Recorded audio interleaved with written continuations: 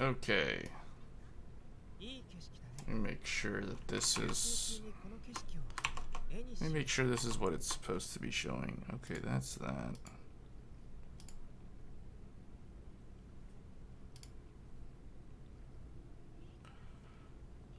Okay. Okay.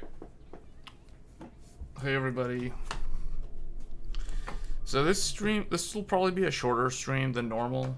I don't know. I haven't been feeling good at all today. For some reason, I have started getting like a headache this afternoon. I don't know why.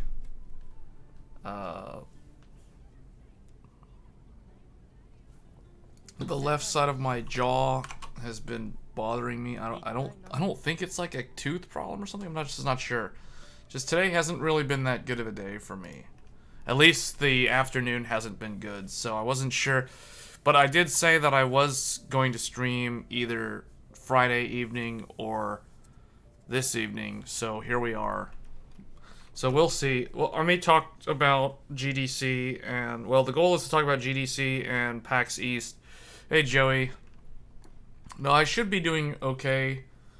Hopefully. I don't know. On days where I get headaches, usually the headache ends up going away, or it ends up subsiding on its own in like the nighttime or like the late evening. I don't know why. Like I normally don't take any medicine or anything to get rid of a headache.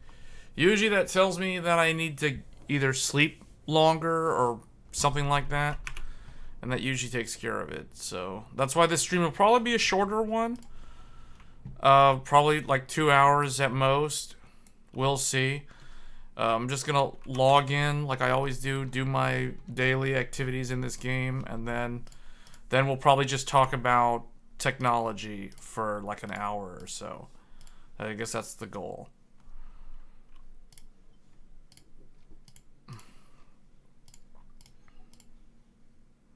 Have you been doing anything like benchmarking wise? Have you been trying to... I was going to ask you about the overclocking categories for the different graphics cards.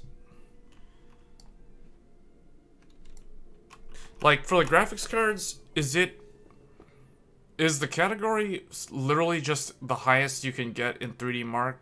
Because doesn't that mean that people who have custom loop, like water-cooled custom loop GPU cooling, like aren't those always going to end up winning?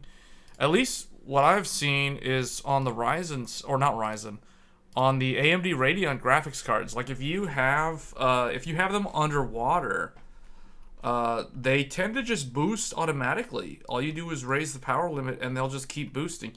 Like that one video by Derbauer who showed, you know, with the Power Color Liquid Devil in a fully custom loop, that thing was able to just, without any overclock, it just kept boosting up to 3 gigahertz. So I found that kind of interesting.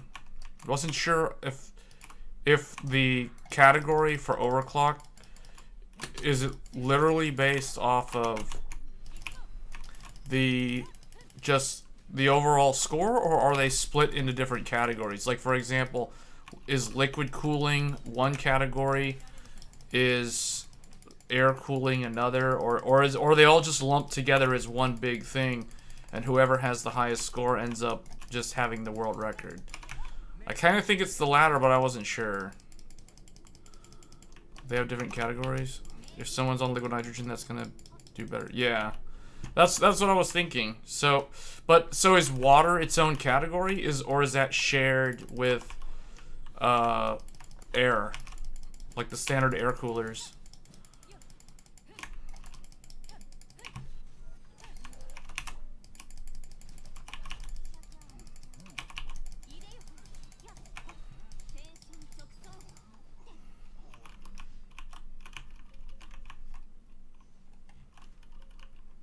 Super googly. You're with your new 7950X 3D. You just throw an air cooler on it. Never trusted water cooling and don't see the reasons for the hassles to put on tubes and stuff. Well, really, in my mind, water cooling is meant for those who are trying to do like what Joey does, for example. Like people who are trying to go for top 10 in the world for certain overclock speeds or benchmark scores for things like 3D Mark and the other different applications that are tracked in the XOC enthusiast community. That's where I really think water cooling makes sense. But for everyday average use, like from a practical standpoint, I totally agree with you. Air cooling all the way. Like all my systems that you guys see me use, they're all air cooled. Even if the CPU is, you know, supposed to, or ideally supposed to go with liquid cooling, I'm still gonna run it with an air cooler. I'm gonna put a really big air cooler on there, but yeah, I always run them air cooled. But if I was gonna go for some kind of competition, like, because I feel like some people don't understand my stance on liquid cooling. Like, I'm not against liquid cooling. If I was gonna do, if I was gonna overclock for competitions, and if I was going to look at the different categories. Now, of course, there's still the air category. But if I wanted to really try to push for those really big numbers, then yeah, I would definitely go with custom loop or liquid cooling, like compression fittings. And the cool thing is you can get all that stuff from Micro Center. Now, you don't have to get it from Micro Center. Most people don't have a Micro Center nearby. And sometimes the local Micro Center doesn't really have the compression fittings or the tubing that you're looking for. I would say that in general they do a good job at having a decent variety, at least for the soft tubing. I haven't really looked at the hard tubing from Micro Center in a while, but I think they have it. I think they have it, but it might also be platform specific though. It might also be more for just CPU only instead of GPU. GPU liquid cooling is a little bit more challenging if you're trying to put it into a custom loop because you need, first of all, you need to have a reference card, and then you typically have to get the EK water block for that reference card. I know that oftentimes there are some AIB models that EK does develop their own water blocks for custom cards. Like typically Asus has some of them that are EK. EVGA may have had some in the past. Actually, I know they did in the past, but obviously EVGA is not around anymore for graphics cards. But that's the thing. Like I know the options for those who want to do custom loop GPU cooling. The options are limited. More so than on the CPU side. CPU side, it's probably easier. Oh, this thing. I need to change my location so I'm doing it different. I don't like doing the dailies that are Mondstadt. The only reason why I'm doing them here is because I need the materials. It's a flyer, so it's so annoying. It's like always up in the air. To use my little portable elevator, and even then that didn't work.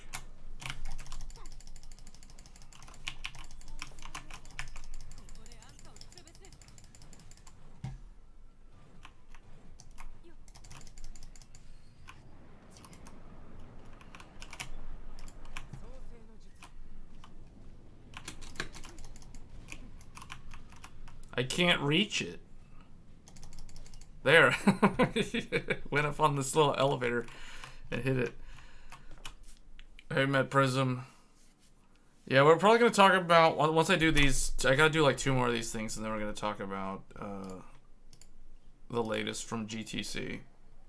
There's a couple of things that I recall from NVIDIA, mostly NVIDIA's presentation. But there was some stuff announced about FSR 3. There were some things from a Chinese developer that was working on some space-based, like a sci-fi shooter, if I'm not mistaken. There was some article that I remember reading about that was from GTC.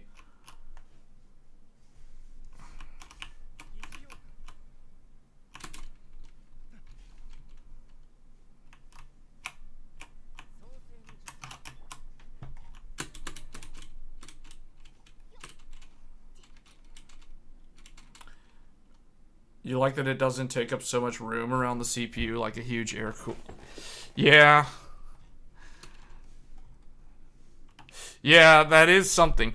I will say, before this generation of motherboards, for every prior generation up until AM5 and Z790, it was always a hassle to remove the GPU, or yeah, anytime you wanted to remove, or anytime you wanted to do things like upgrade the RAM or swap out the GPU, it was always annoying to remove the old GPU because the CPU cooler is in the way.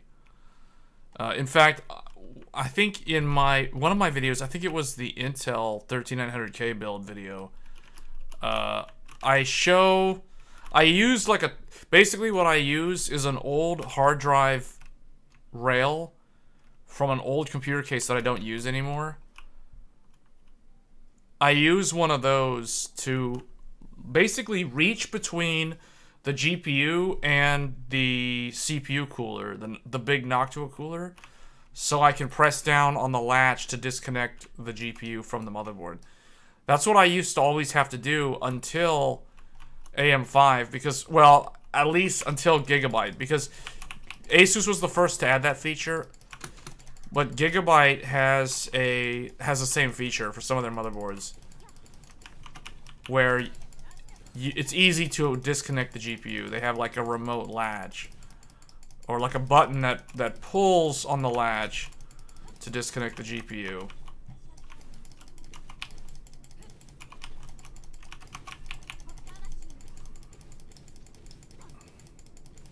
Is there a way to see whether a full screen game... Full screen game... Oh wait, what are these guys doing over here? I'm still getting attacked. Okay, you know what? Teleport away. Is there a way to see whether a full screen game and OBS are using the right cores without a second monitor?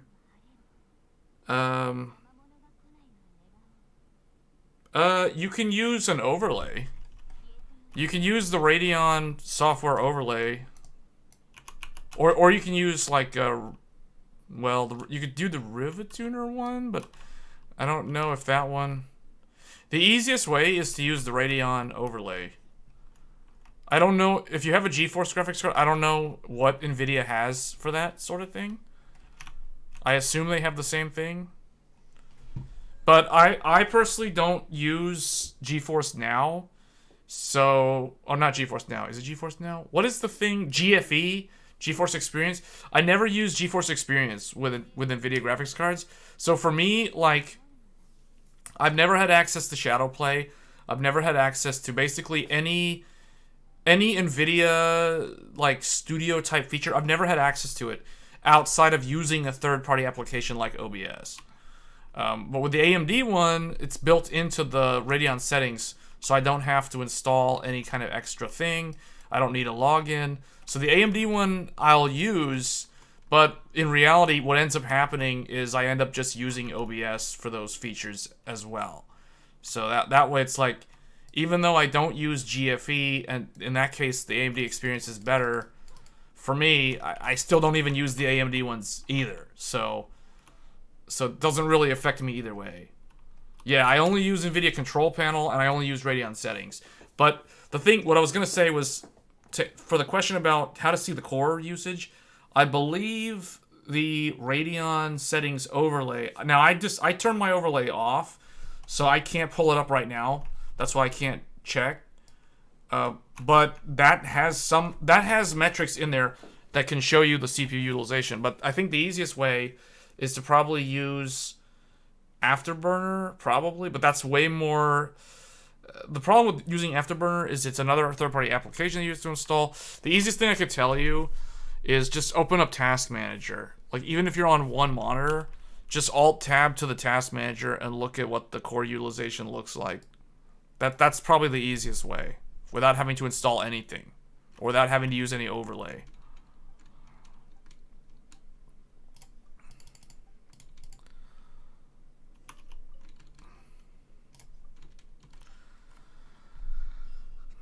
Hey, Marcelo. Have I played any of the new Resident Evil 4 game? Oh, you know what? Yeah, I have the demo. I can play the demo. I can do that.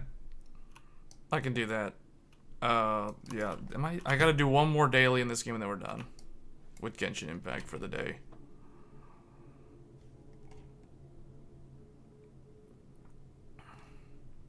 So I'll do this. Yeah, I should have played the Resident Evil 4 demo by now. I can't believe I still haven't done that. It's installed, so we'll be able to do that.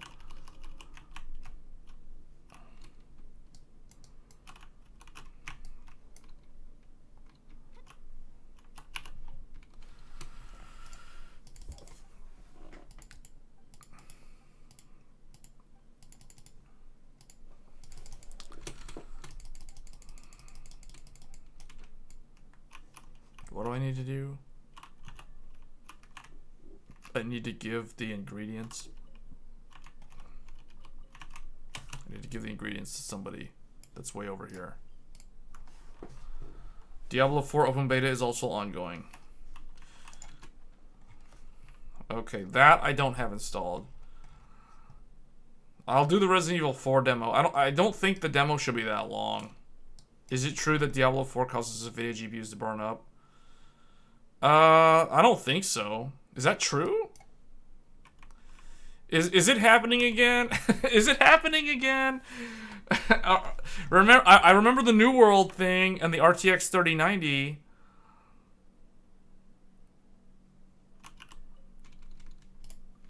The problem is the 3090 ends up dying regardless. Like, well, the RAM on the back goes bad after a certain number of heat cycles.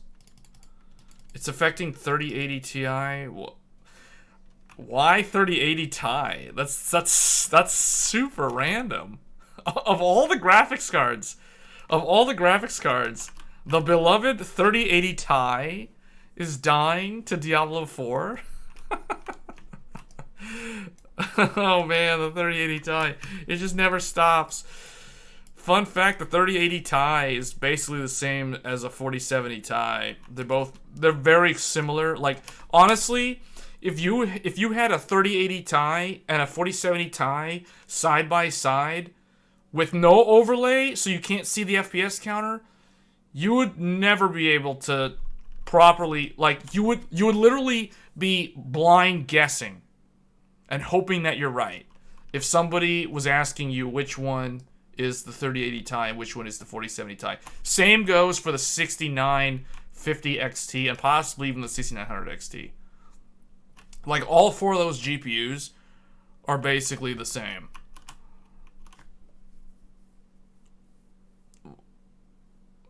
Well, remember, I'm talking about 3080 Ti. Yeah, the 3090 Ti is better. 3090 Ti is faster than 4070 Ti, and it is more RAM. So yeah, but that's not what we're talking about. But yeah.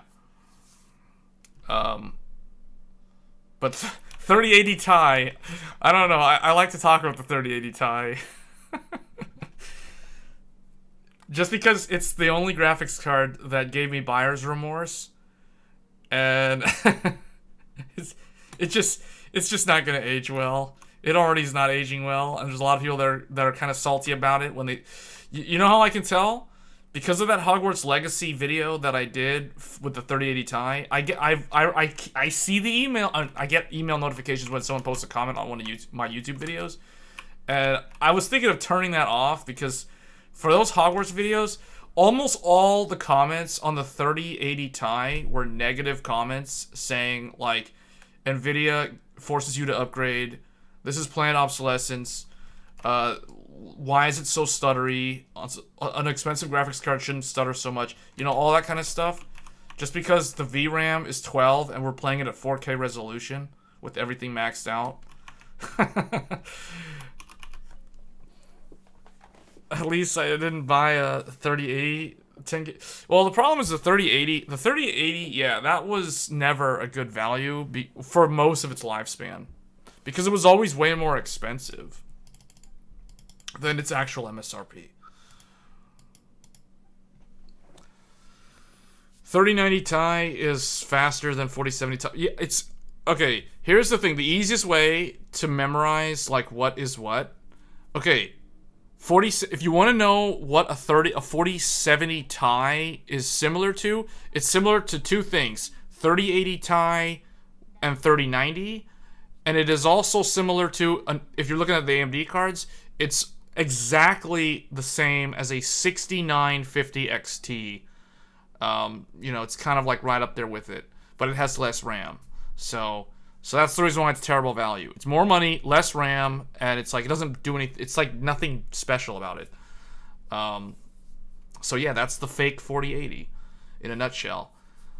And then the 3090 Ti is equal to a 7900 XT. Almost, not quite. If you guys saw the video that I uploaded was it about a week ago? I think it was a week ago.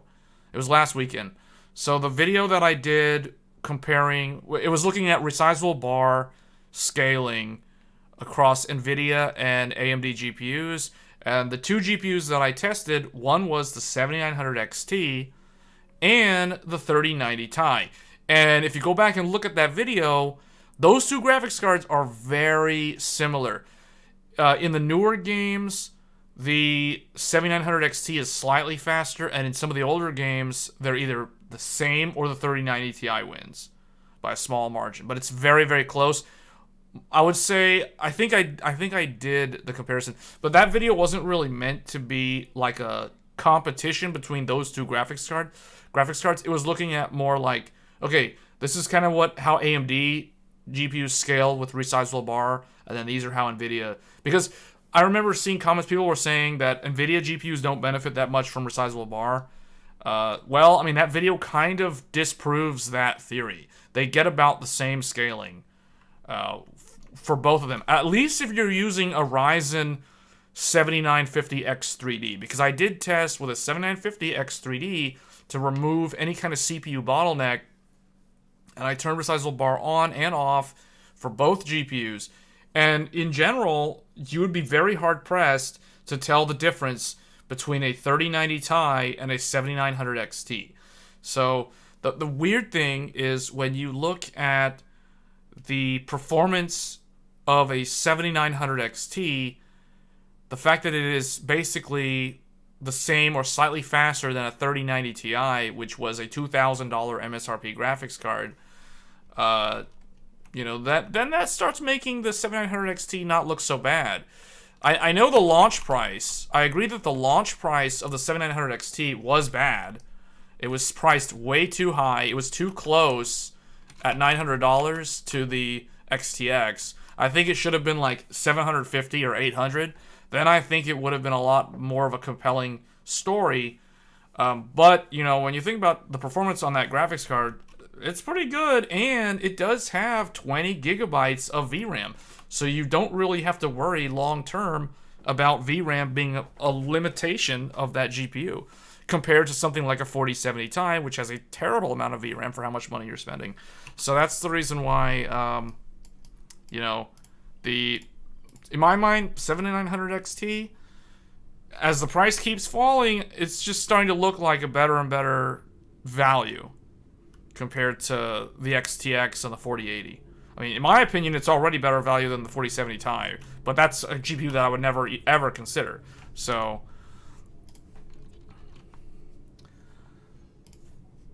stable diffusion. Oh, you found real use for the 4090. It generates AI images 2 times faster than 30 series. Okay. I mean, how long does it take to generate AI images?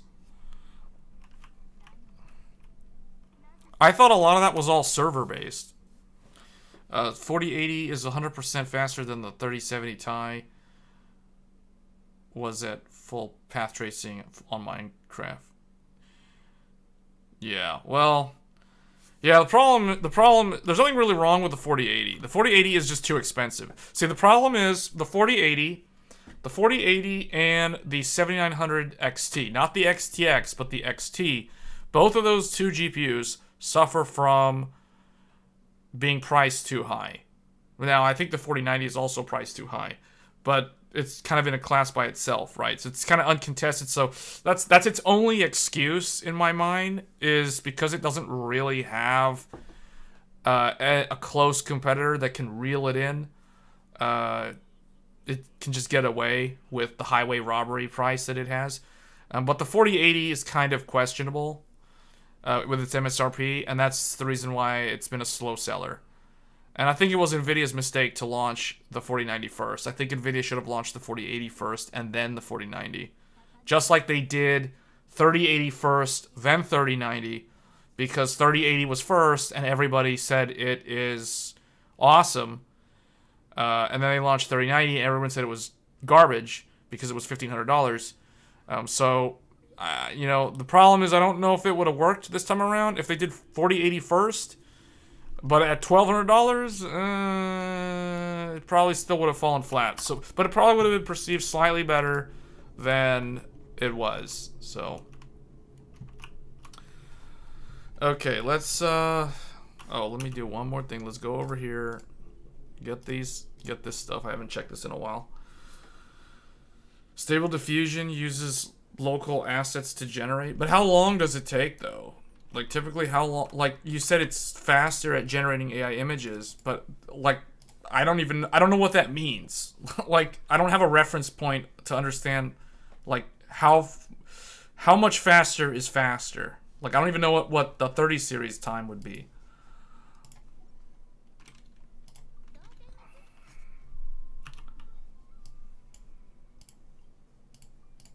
Let's see if this guy's got anything to get.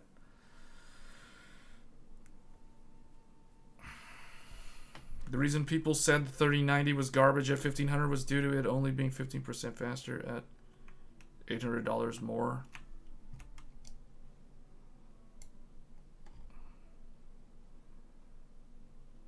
Well, it's because people weren't used to seeing those kind of prices for a card that didn't have the Titan name. Well, I mean, the 2080 Ti had a dumb price too. That's actually the card that I'll blame for starting this mess that we're in. It's really the 2080 Ti's fault. 2080 Ti messed up everything because the whole $1,200, $1,199 for the Founders Edition reference card. I mean, the official MSRP was $999, but realistically, there was never a 2080 that was $1,000. They were all like $1,200 or more back in 2018. And that was the experiment, because typically that was what a Titan would cost, but then they charged $2,500 for a Titan. Titan RTX was like $2,499 if I remember. So obviously no one bought that, but everybody would always ignore the Titan anyway. But then here they go and put 2080 Ti at the original Titan price, and enough people were dumb enough to buy it. And then they're like, okay, we'll do the same thing with the next round. So they did. $1,500. 8K gaming. 3090. Oh, and by the way, half the RAM's on the back and it's going to burn itself up. So the graphics card will have a short lifespan. So, yeah. That's basically, I don't know. That's just kind of how it's been for a long time.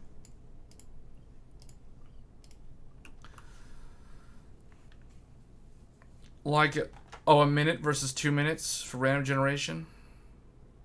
For learning at high resolution, you could take up to an hour. Oh, wow. What kind of events are going on in this game? There's this one event. This one, I think I already did that one. There's really only this. Okay, I guess we'll play Resident Evil. Let me, where's paint, though? Whoops. Move this over here.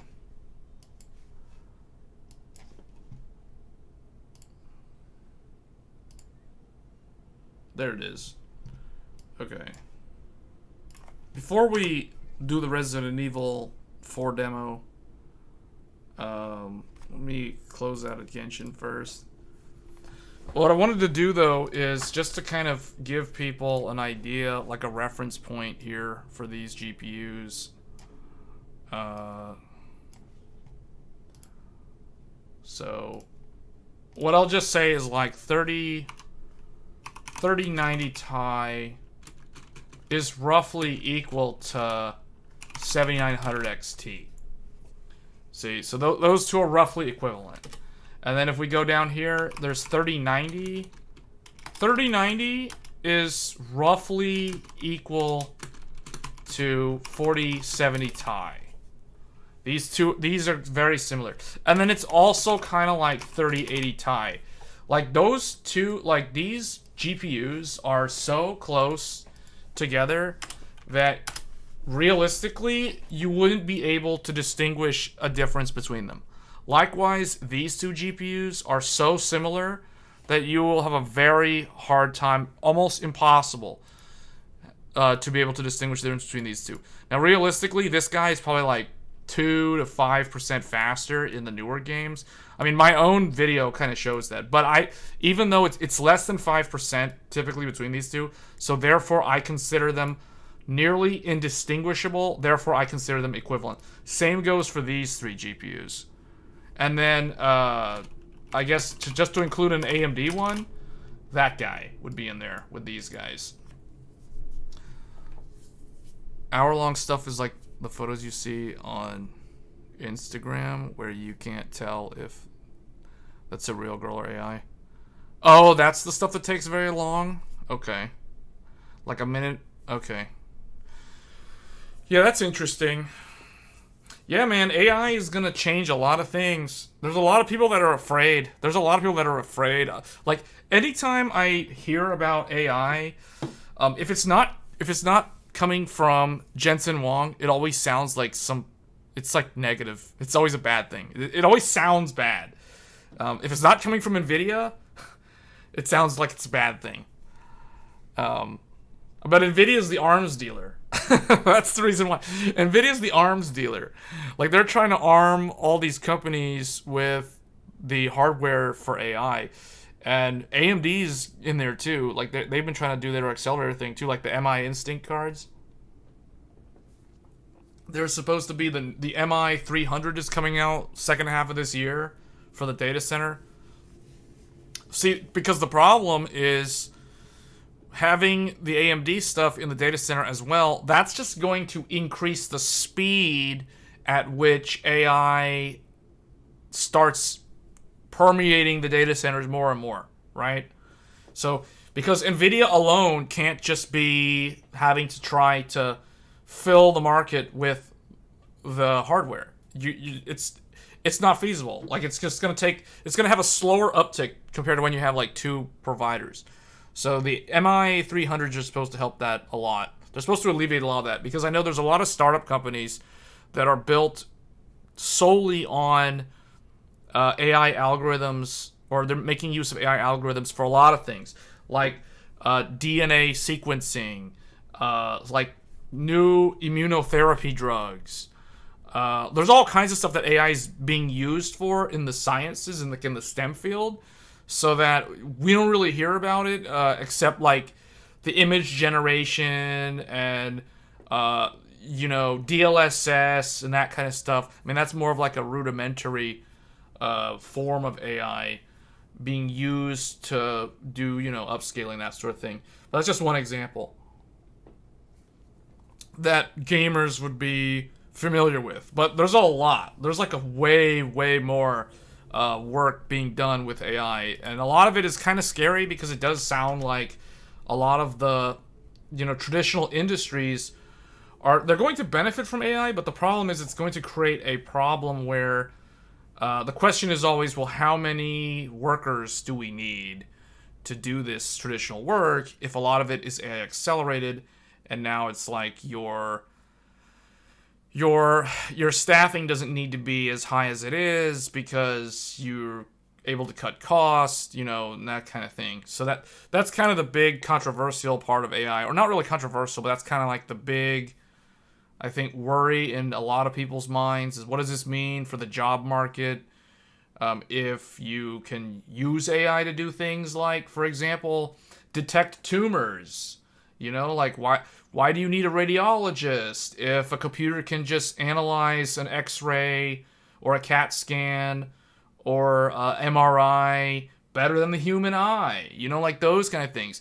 Stock market prediction, like the inferencing and algorithms and that kind of stuff for the stock market. So that the financial industry, you know, like the cybersecurity, the whole like writing code, AI, just chat GPT, just writing programs, you know, like that kind of stuff. So how do you really need that many programmers? Like, do you actually need 24 programmers on this team to develop this app or whatever? Or do we only need like 12? You know what I'm saying? So these are kind of the fears that a lot of people are worrying about when it comes to AI. AMD wanted to use the AI cores for GPUs to power better AI in games too. Yeah, that's an interesting idea. Already has Aladdin. Yeah, that's true. The stock market has been using it for a while, actually. But the thing is, with AI, like, you're able to improve a lot of that. So it's like the stock market algorithms can get better. Yeah, BlackRock, yeah. I mean, there's more, right? Like, pretty much all of them, like Vanguard, all those guys, they're going to be adopting, if not already, these newer AI-based accelerators for these sort of things. I really think, though, that the medical industry is one that I really want to see benefit the most from AI, because I do feel like when I look at various different industries, I feel like the medical one always seems to lag behind everyone else by a good margin.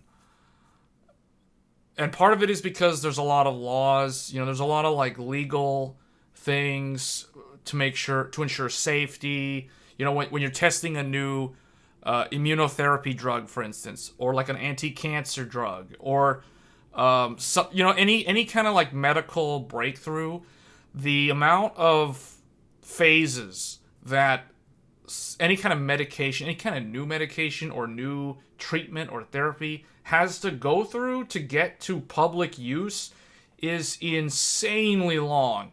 So, like, in my mind, if AI can be leveraged to speed up a lot of that process for the medical industry, I think that's going to be a huge improvement, more so than anything else. Because, like, the financial stuff, like, it's already been there. Like, Aladdin was mentioned. You know, that already has been there. There's obviously the self-driving cars. That's already there. That's just going to get better and better. You know, other things like the using AI to generate code, you know, for computer programs. I mean, that's cool. You can cut your programmer staff, I guess, or just hire more of them just do debugging instead of the actual coding. Maybe that's where we're going when it comes to like the programming field. But I really think the medical industry, though, in general, the medical industry is the one that I think can see a massive improvement with leveraging AI. I don't know if it's plus 10 years. See, what's going to hold back self-driving cars isn't so much the car being able to drive itself. It's going to be the legal system. It's going to be like how laws, traffic laws, you know, all that kind of stuff. And then also the infrastructure, like being able to adapt the roads. Well, see, the thing is, if we had to adapt the infrastructure to be able to support self-driving cars, that would make it 10 plus years. But from what I've been told, you know, people like Tesla and Nvidia are saying that with the way that the development on self-driving cars is going today, there won't need to be that many changes made to the road infrastructure because of how they're able to leverage, like, the cameras, for instance, the infrared, all the sensors and the feedback to the self-driving algorithm and all that stuff. Like, because of that, then you don't really need that much. It's not going to take that long. It's like it's already going to be a thing. But the problem is it's the laws. Like how do you... the safety and the legal system is going to be the biggest thing. I think that's going to be the biggest hurdle for self-driving cars. Not so much the cars themselves being able to drive.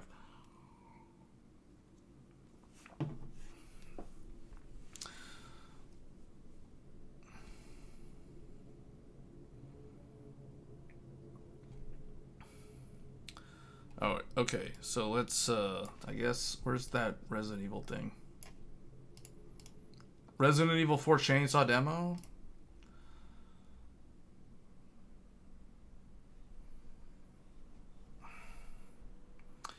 If only the technology the military has now would be there already. Well, it isn't so much the military. It's like I said. It's the civilian. It's the legal system. It's like the laws for public use and stuff compared to. Why is this opening up like windowed mode?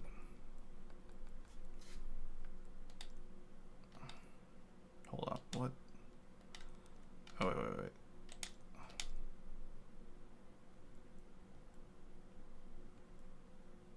Okay, we'll go with that.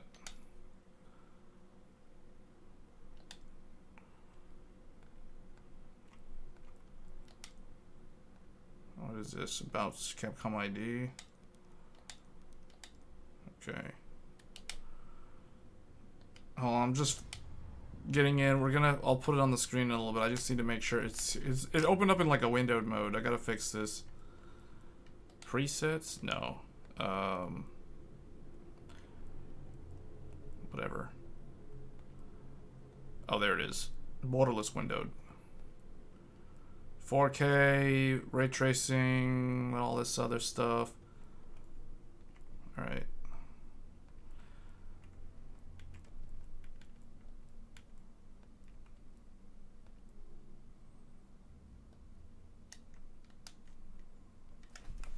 Technology. Maybe in 5 years you can send your car to buy groceries all by himself. The only problem is, how's the car gonna go inside the store and get the groceries? You'll have to have like an android in the car that gets out of the car and goes and buys the groceries. You're gonna need like C-3PO from Star Wars or something to go do that. Well, that's the other thing too. Like, everyone's talking about the uncanny valley. Like, I've been hearing all this stuff about the concept of uncanny valley. You know, I had to look up that term recently because I wasn't sure exactly what that meant, what was referring to, the whole uncanny valley. And then like someone did like a meme or some example, and they're like, C-3PO is not creepy or weird because the character, the robot or the android doesn't look human enough. It's so obvious that it's not a human. But then they showed like this like Japanese robot that looked like a female human, but you could tell that something was off. Like the eyes didn't look natural or something. And it's like, okay, that is where it's kind of weird, and that's where it's a little uneasy. The uneasiness settles in. It's like, this is kind of creepy. And that's supposedly the uncanny valley. But apparently the uncanny valley is something that affects children and people who are not like accustomed to, I guess, humanoid things that are not human. So I guess like I don't know, like characters from anime or characters from like movies or like CGI films or like, I guess, video games, you know, like Snake from Metal Gear Solid. Like, or I guess like Resident Evil. Actually, why am I not showing Resident Evil? Let me switch it over. Should be it. There it is. Okay.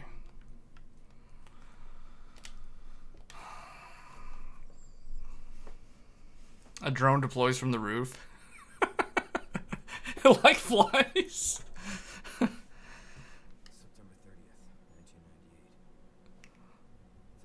The car would drive through a warehouse. It would need fancy tiles in a store. It wouldn't need fancy tiles in a store. What? Tiles? What? Fancy tiles? What? Why tiles? You mean like the floors at Walmart or something? What, does it have to drive on carpet or something? If it's not tiles, what's it drying on? Just regular concrete? I kept my mind off everything. If I could just forget what happened that night. The pain. Even for a second. This time, we can be. Oh, these are the events from Resident Evil 2? 1? This is Resident Evil 1, right? Or like the scene where the helicopter scene, was that the end of Resident Evil 2? Or was that Resident Evil 3? No, that wasn't Resident Evil 3. Resident Evil 3 was like Nemesis and Jill Valentine. It's been 6 years since Leon S. Kennedy survived the Raccoon City incident. Okay, that was Resident Evil 2. Wasn't it? Having distinguished himself as a U.S. Special Agent. Was he even in Resident Evil 3? Maybe that was him in Resident Evil 3, but like he wasn't actually part of that. See what's taking so long.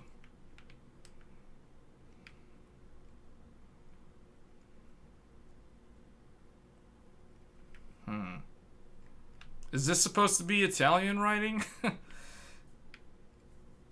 It's funny how it doesn't matter what it doesn't matter where you go in the world, like you can always recognize a police car. Doesn't matter what language you speak. You'll always know if it's a police car. Like this must be Italian. This is either Italian or Portuguese. I think this is Italian. They're already working on laws allowing heavy drones to fly over resident areas. This is Spanish?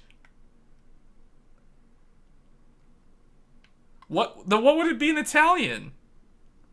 Is it the same in Italian? And Portuguese? Wait, this is really Spanish? Policia?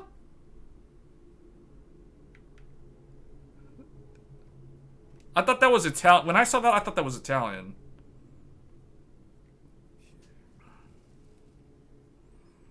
Italian is Polizia.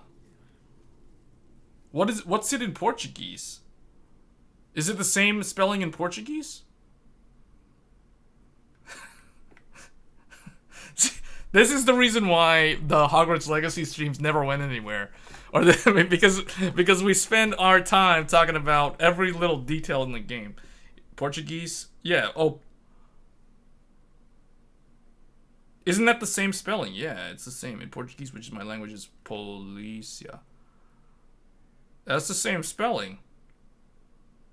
So in Spanish and Portuguese, it's the same spelling.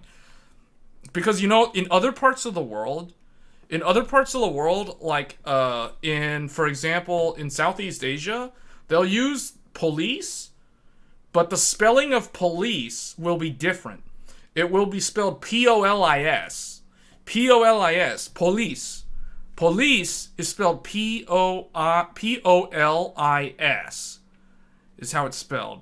So it's like, you immediately know, okay, it's the police, Like, that's what I'm saying. Like, it doesn't matter where you go. You'll know it's a police car. It doesn't matter what language you're familiar with. It's like, okay, yeah, that's a police car. It has an acute... Oh, wait. So...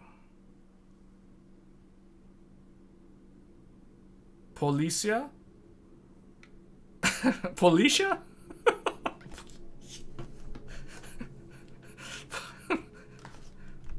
You said accent on the E? Policia?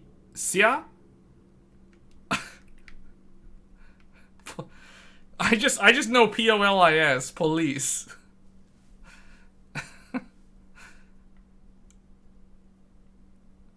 Oh, this doesn't look good. Somebody lost their shoes.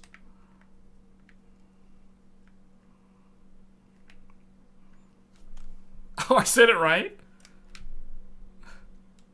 Felicia.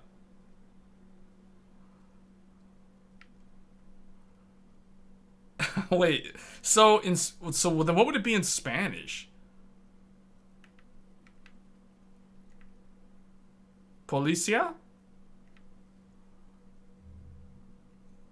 Oh, L3. Okay, or R1. So hold up. So if he's walking, if I just press this, does he just start running? Whoop. How far could he have gone?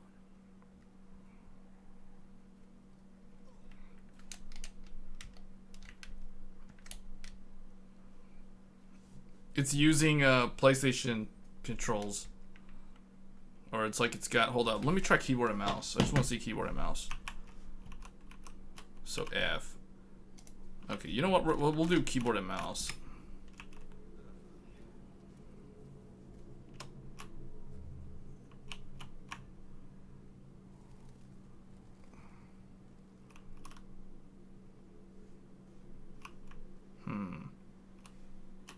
What's that?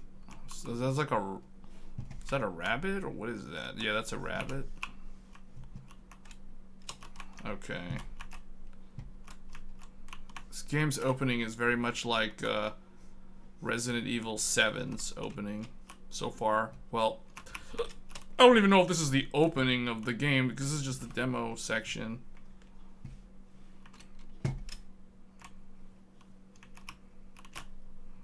Man, the camera's turn speed is really slow. I need to fix that. Hold on. Where's the camera acceleration? Oh, that's controller. But what about keyboard and mouse? Oh, here it is. When, yeah, that needs to be like at least here, I think. Why is it super slow? Okay, that's better. I guess, yeah. Anyone home? It ends on the village section. See, I don't know if this is gonna be scary to me because, like, the Fatal Frame game, I think if anybody can handle Fatal Frame, they can handle any scary game.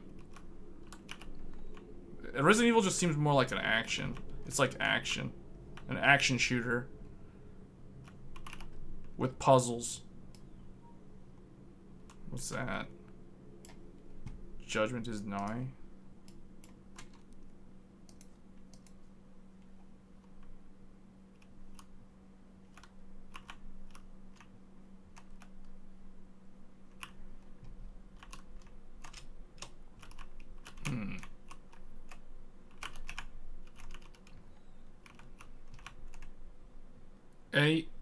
Anything is scary with loud audio jumps?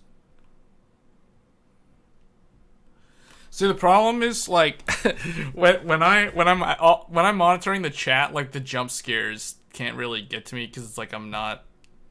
It's like the game doesn't have my fully undivided attention, so it's like a jump scare can be happening while I'm talking about like the 7950X 3D, for example, and then like something like this, if that was supposed to be, I don't even know, that was probably not a jump scare.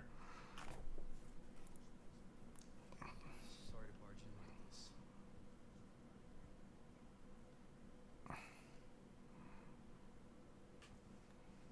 Busco a un policía. You know a key? What?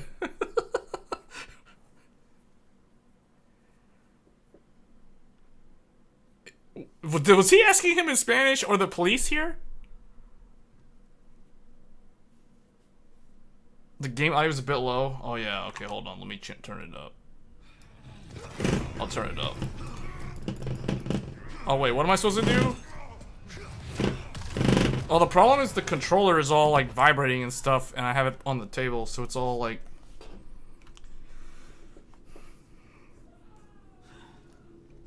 Here, let me make this louder. This is not good. Okay, what about now? Is the audio better?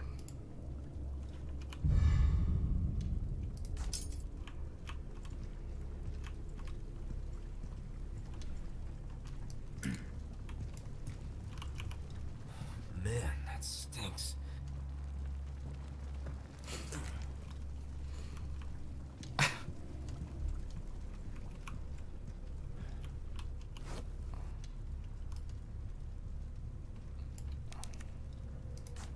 Oh wait, this is National Police Corp.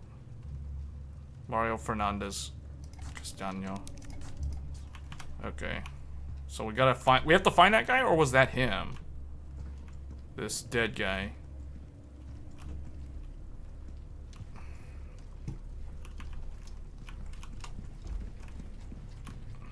Wait, actually, what I can do, if I'm gonna play keyboard and mouse, I probably need to turn off the controller vibration. So it doesn't keep doing that. Assuming I can actually do that.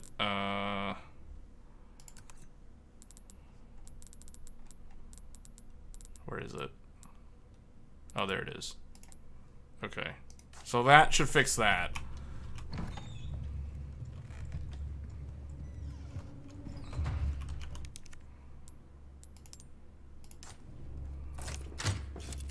The classic Resident Evil thing, the floating key opening the door.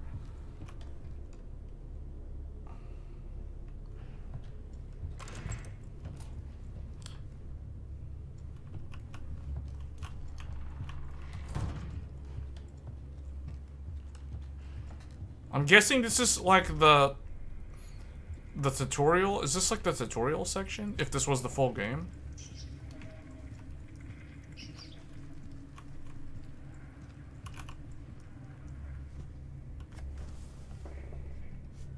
Hand animation is hard. The devs are not lazy.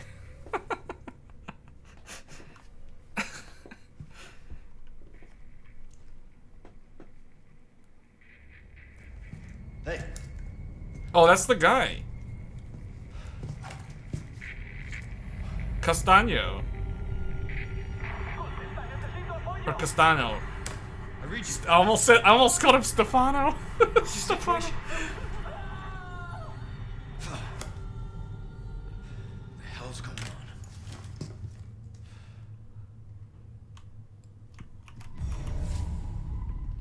on? Wait, he was... Oh.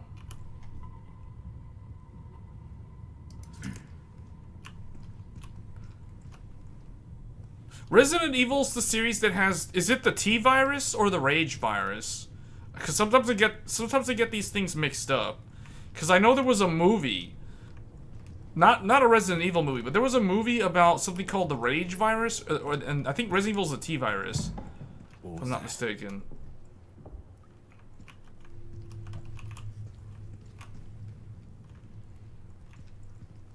What's that?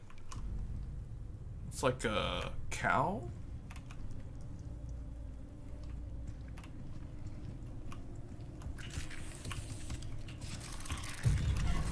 No fucking way. Oh, what am I supposed to do? Guy's still awake? How do you melee him? This just keeps getting worse. This just keeps getting worse. Well, this game got a perfect 10. T-Virus is RE. Yeah, I think Rage Virus is from the movie then. It's from, I forgot what movie. It's one of those like zombie apocalyptic movies.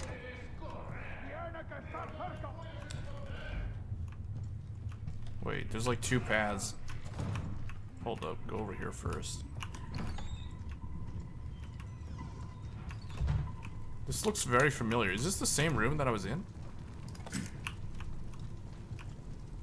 I think this is the room that I was in. So wait, did I just go in a circle, or is this literally... No.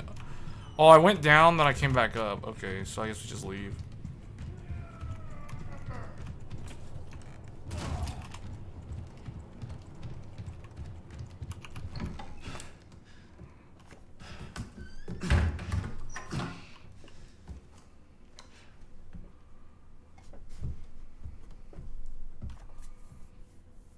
So many give it a 10? Well, it was considered the best Resident Evil game. Like, even before they started redoing the series. This is Condor 1. Hunnigan here. What's your sit rep? President's daughter, Baby Eagle. It's likely she's in this village. Our intel was correct then. Well done. Need a location on a nearby lake. She may have been taken there. Copy that. Because I I'll see what know... I can find. I'm trying to think, like... Resident Something's happened to Evil... people here. My escorts are... Resident Evil 6 was the one that got all the negative reviews. Well, not really negative, just... Uh-oh. I'll let myself out.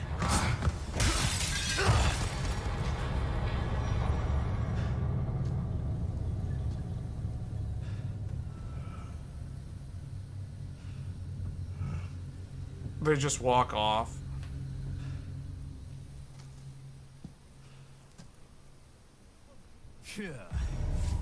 Head for the lake. What's over here? Nothing? Okay.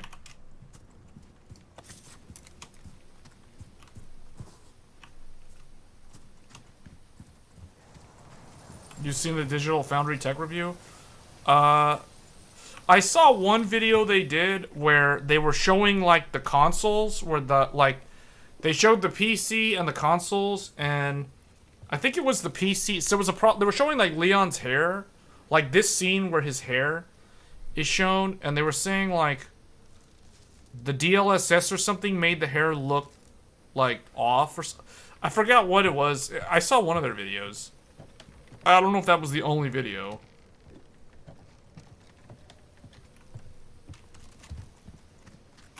Is there something down there? Can I go down here? No.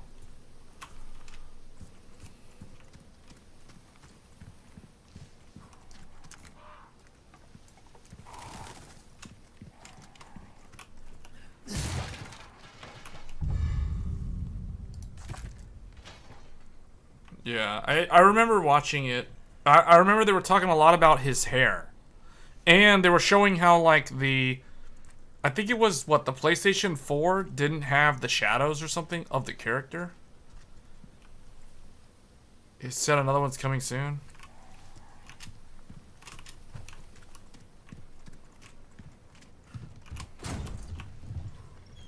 Oh, is this supposed... This is the save thing. I can't save?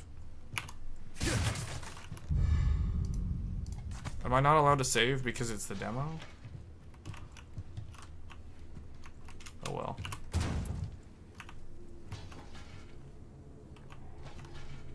The villagers painted the barrels yellow, so we know which ones to break. Yeah, that's very convenient. That's like in Wolong, where the enemies paint all the jumpable, like all the platforming areas have the white paint on them, so you know that that's where you're supposed to jump. It's the same sort of thing. So it's like I can't break this one.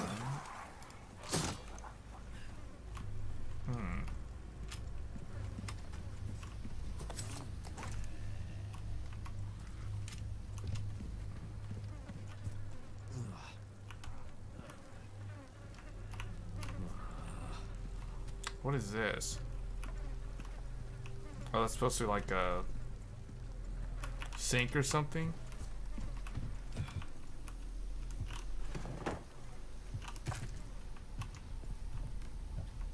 Most games have that kind of thing. Yeah, they've been doing that for a while.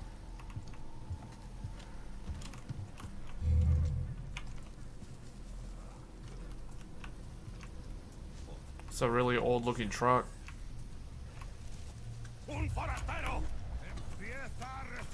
Is this guy an enemy? Yeah, I guess so. Oh, I forgot. What's the melee? Is there a melee button?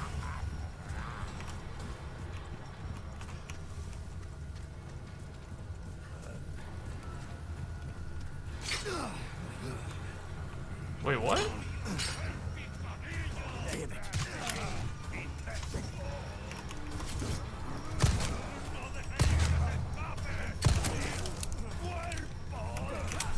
Oh no! What do I do to heal? Like, I forgot the... Hold up.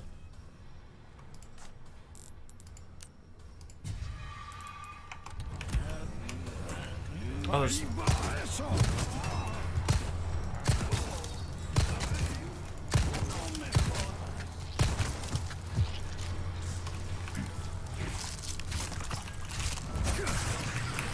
Whoa, okay.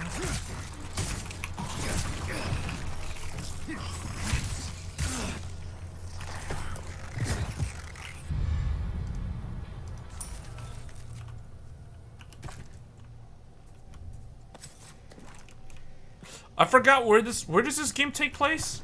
Again, is this in Spain? Where is this? I think the location is Spain, right? Or is it somewhere in Latin America?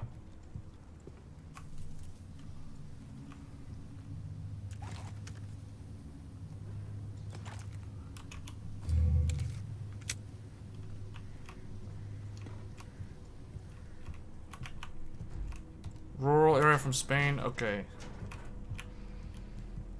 Yeah, because I was gonna say, like, this doesn't look like... This doesn't... The buildings don't... Well, just the place itself doesn't look like... I mean, it could be... Well, no, it doesn't really look like Mexico. Like, the... At least not the southern part of it. Maybe the northern part, but it's got a lot of weird, like... I don't know, this doesn't look like Mexico. But, like, this looks like Europe somewhere. What was that?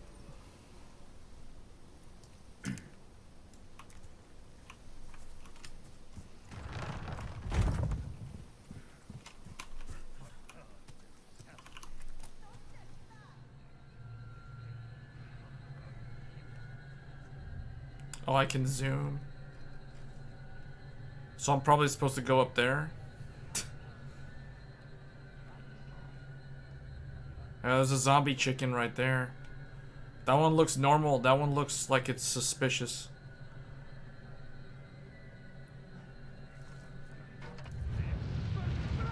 Oh wait, that wasn't normal?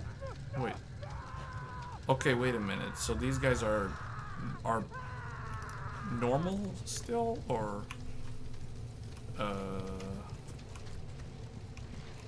well, I guess I can go around the back. I can't jump on that?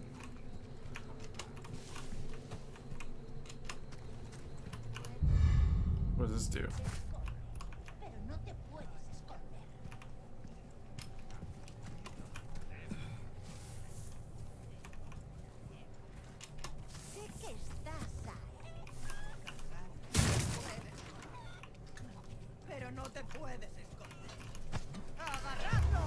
Oh wait, I don't want to use this. Here we go. Whoa, whoa, lady. What the? She has tracking? What?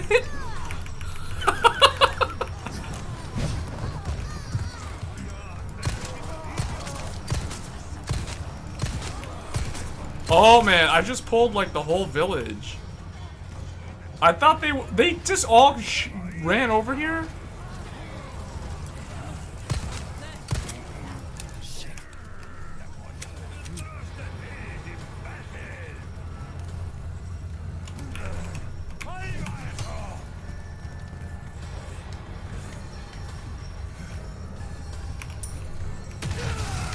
What?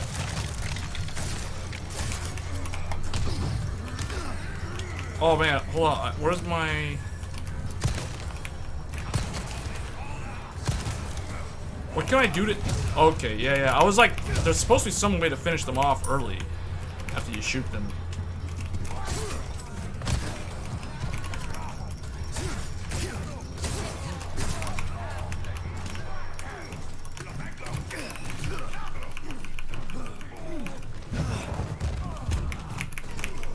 I can't step on him?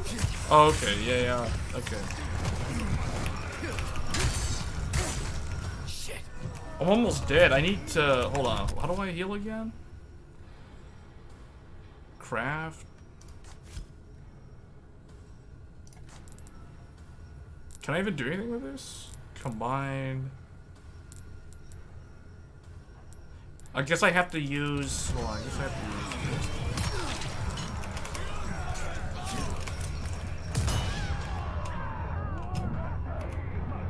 Man, there's...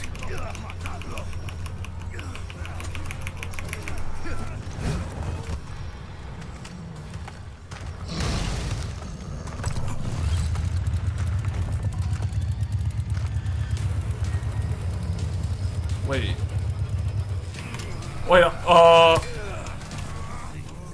Oh. How did fighting that one lady in the back aggro the entire village? I guess I was supposed to go to the village from the start?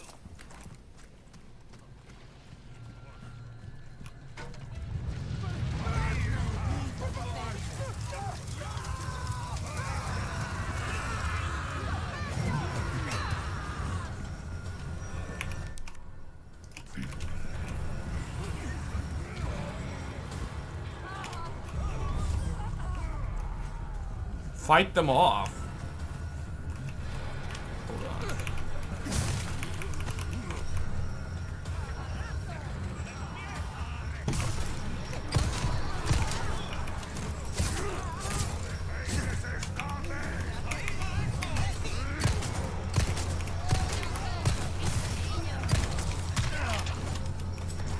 No, I needed to finish her off.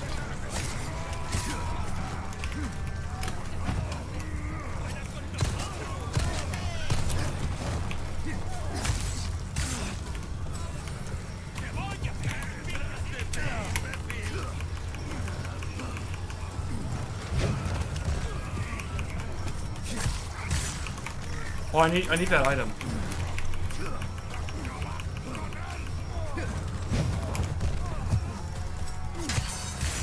Damn it. Oh, I keep having to reload my gun.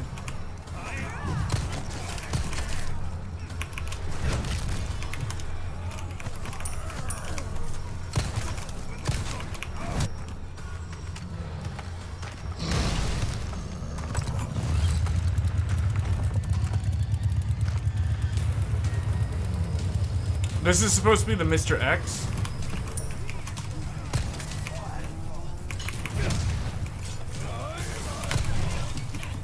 Oh boy. What? What? I just stepped in a bear trap.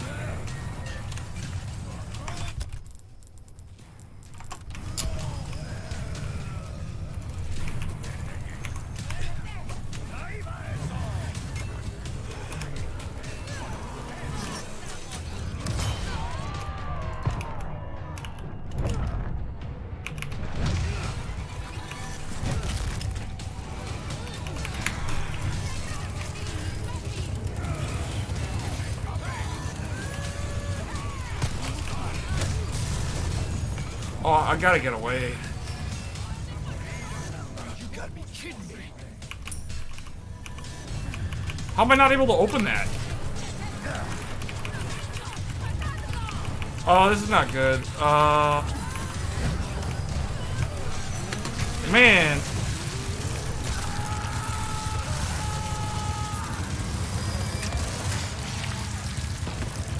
I guess I'm supposed to escape. I don't think I can kill that guy unless I can throw a grenade at him.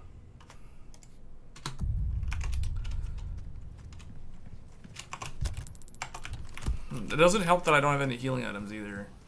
Man, you guys can tell I like games where I can melee everything. I really don't like shooters. I like stealth kills and I like melee. That's why I like games like Neo and Wolong so much. I don't like shooters. So let's see.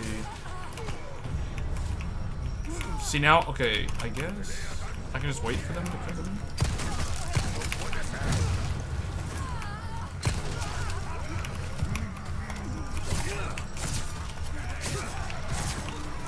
Cause see, I can't grapple him. I can't grapple enemies, which I don't like. I have to wait for them to attack me, then I can do that, but that lowers my health bar. Alright, just let's see if we can go over here. Why am I not able to open this?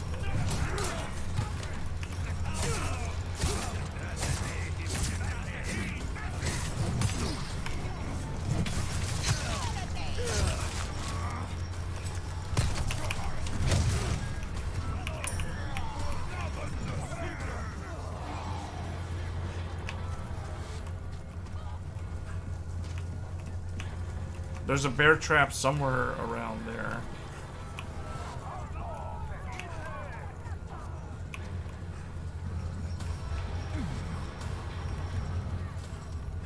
Well, I guess I'm supposed to go in here.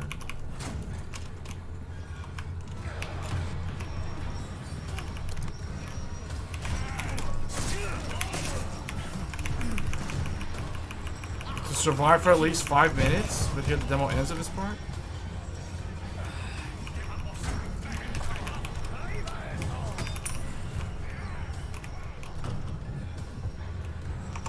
I don't have any way. There's no way to craft any healing items?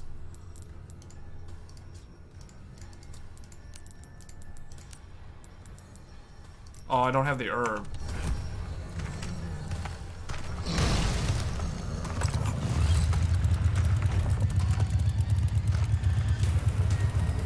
So this guy, I guess I can only fight him with grenades.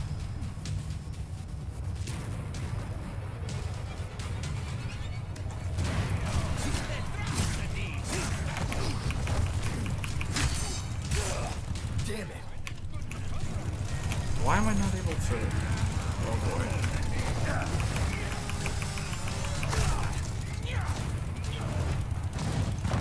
You can stagger him with headshots? Oh, okay.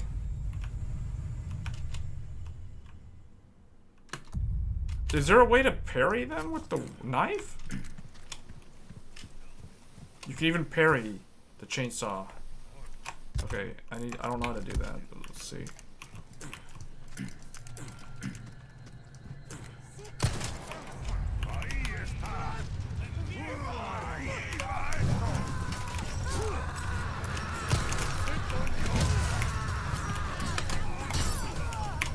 Okay, I think I parried her?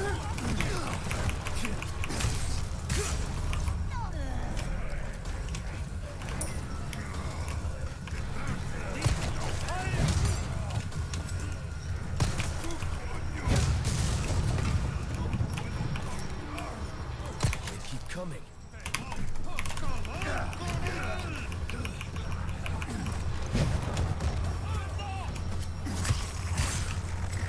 Thought I killed this guy.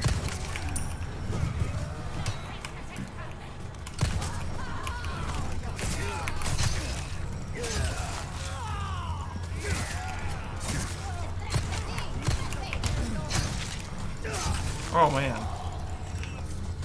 I just don't like not having like a sword or something like.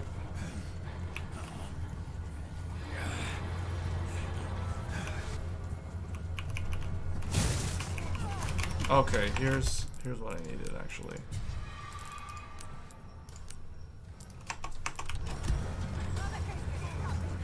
I just have to survive for 5 minutes. So that means all I have to do is just like run around. I can't do it.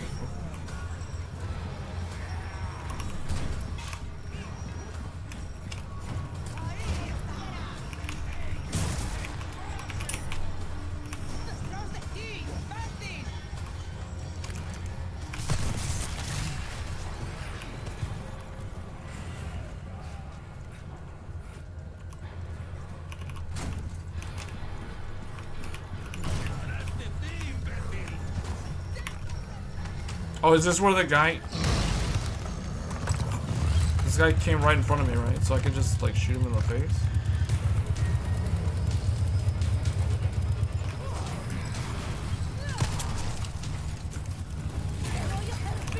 Why?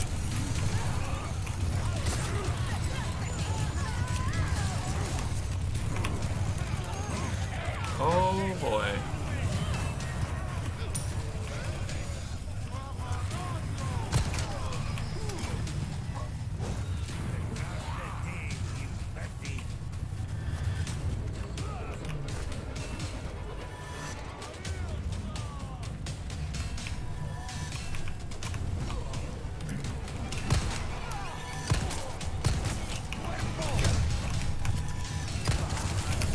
Oh, there's chainsaws right there. What?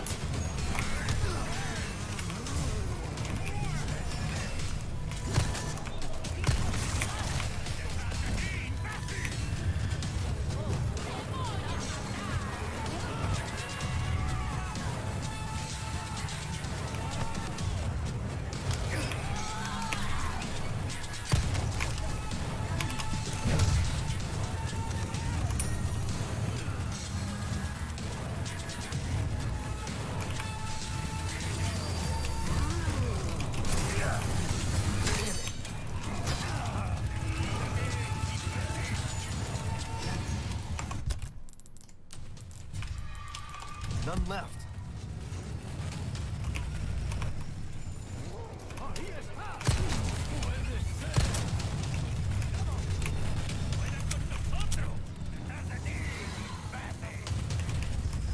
You gotta be kidding me.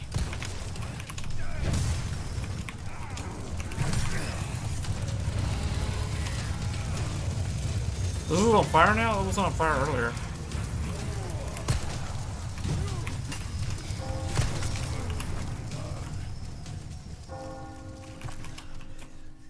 Huh?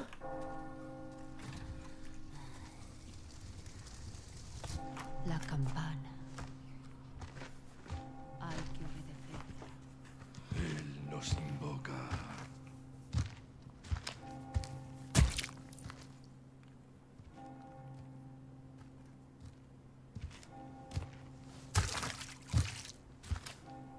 Tenemos que servir.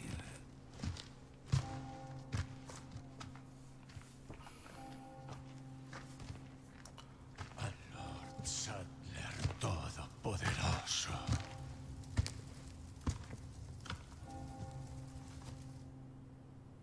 Oh, they're going into the chapel.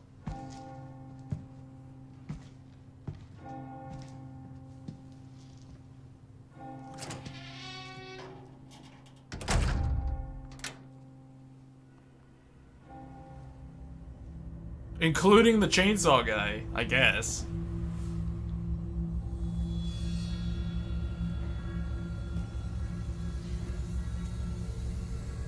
Where's everyone going? Bingo?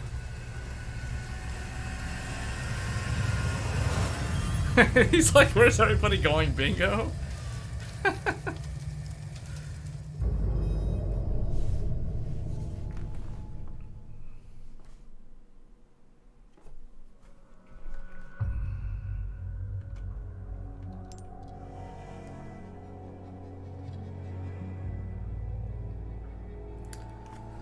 Yeah, it's pretty good. It's a lot like, I mean, the controls are just like the newer remakes. So it's like, it feels like RE2 and Resident Evil Village.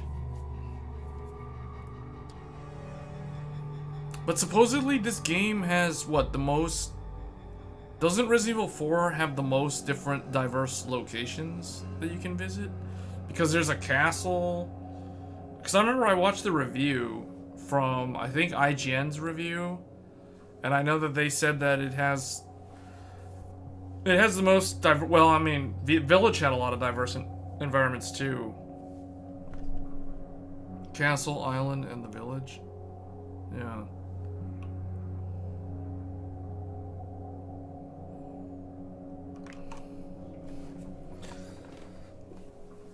Yeah, so it's pretty good. It seems pretty good.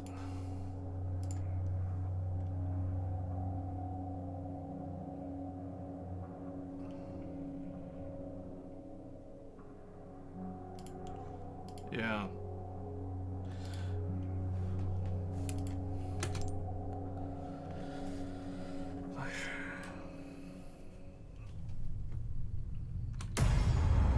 Oh, maybe I guess we'll exit out of that. It seems pretty good. I'm guessing, was that supposed to be the very beginning of the game? Or is that supposed to be some... I guess that was the beginning of the game. It felt sort of like it could have been the start of a game. Kind of like Ethan in Resident Evil 7. Alright, well, it's kind of like Resident Evil 8's opening. Because he goes to the village. Is it April yet? No, not yet. I think we still have, like, 1 full week of March. It's the very beginning.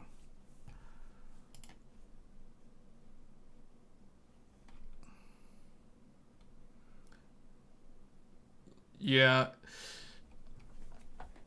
So, see, here's the thing. I do think that Resident Evil 4 and Hogwarts Legacy, so far, those two games are, I think, contender for best game of the year. But I don't know.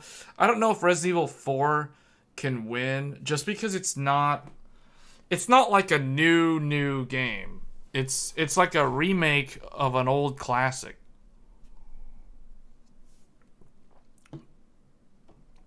What was the big thing at GDC? Let me go pull up the article that I was looking at earlier. So there were a couple of things. Let me see. Where is it? There were a lot of them actually, but mostly AI related stuff. We talked about it earlier. It's mostly AI.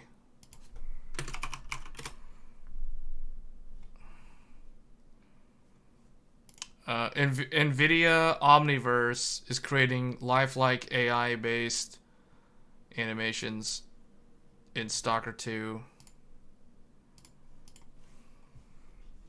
Let me see. Is this gonna work? No, hold on. Where's the... Oh, there it is. So, like, here's one article. NVIDIA Omniverse is creating lifelike AI-based animations in Stalker 2. This was something... but this wasn't really the main thing. The main thing was really just... I guess if we sort by hardware, I'll be able to find them. Where was it? There was an NVIDIA thing. NVIDIA... No. Was that? No.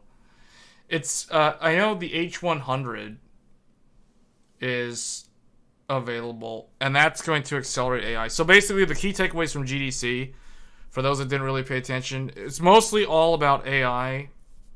That was the narrative.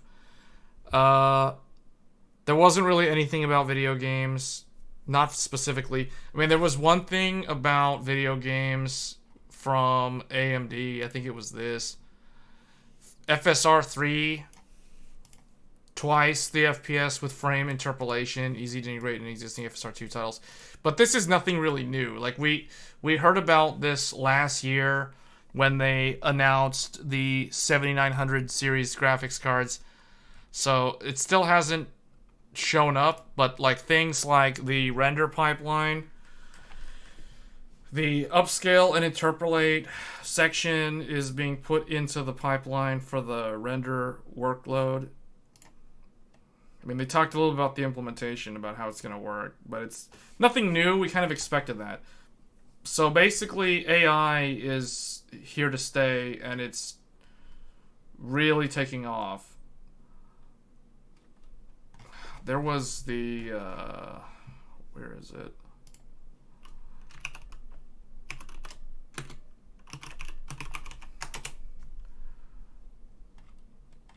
Why is that not able to find it?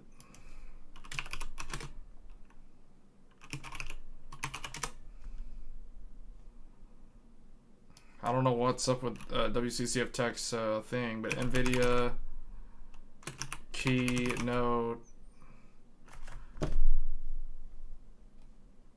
I don't know why it's not finding it. But anyway, it's all about AI. That was what most of it was about. There was a game that announced... There was a game... This one. Boundary EA launch Q&A. The dev explains the long delays. Removal of DLSS in favor of FSR2 and XeSS. This is that one game that... I think it's a Chinese development studio. It was supposed to be... I think it's going to be early access, if not already. This was at PAX East. This was something that I remember. Final Fantasy 14. There was Final Fantasy 16 news at PAX East. This one right here. Icon battles and more. There was like a whole thing at PAX East with the producer of Final Fantasy 14 talking about the future of video games. They showed a bunch of stuff for Final Fantasy 16 just to build up hype for that game. That game will be on the PlayStation 5 exclusive for, it says, for 6 months. And a PC version will eventually be released down the line, only not right after the exclusivity period ends. So if I had to guess, it could be like Final Fantasy 15, where the game launched on the console in 2016, and then we got the PC release in 2018. So I don't think it'll be that long to wait. I think it'll probably be about a year, though. So if anybody wants to play Final Fantasy 16 and they're only going to play it on the PC, they're going to be probably waiting until next summer. So like summer 2024. Square really doesn't like Xbox. You know, this will probably come to the Xbox before the PC, if I had to guess. I don't think it would be that hard to make it work on the Xbox. Like if you can make it work on the PlayStation 5, there's no reason why it shouldn't be on the Xbox. I just know that they talked about doing a lot of optimization for this game. Way, way, way more than they normally do. So I expect this game to run very good on the PlayStation 5. Because the producer said that they invested a lot of money, way more than they normally would, on this game to ensure that it will run really good on the PlayStation 5. To this, the FF7 remake never arrived on the Xbox. To this day. Oh, it's still not on the Xbox. Yeah, and that reminds me, there's supposed to be another,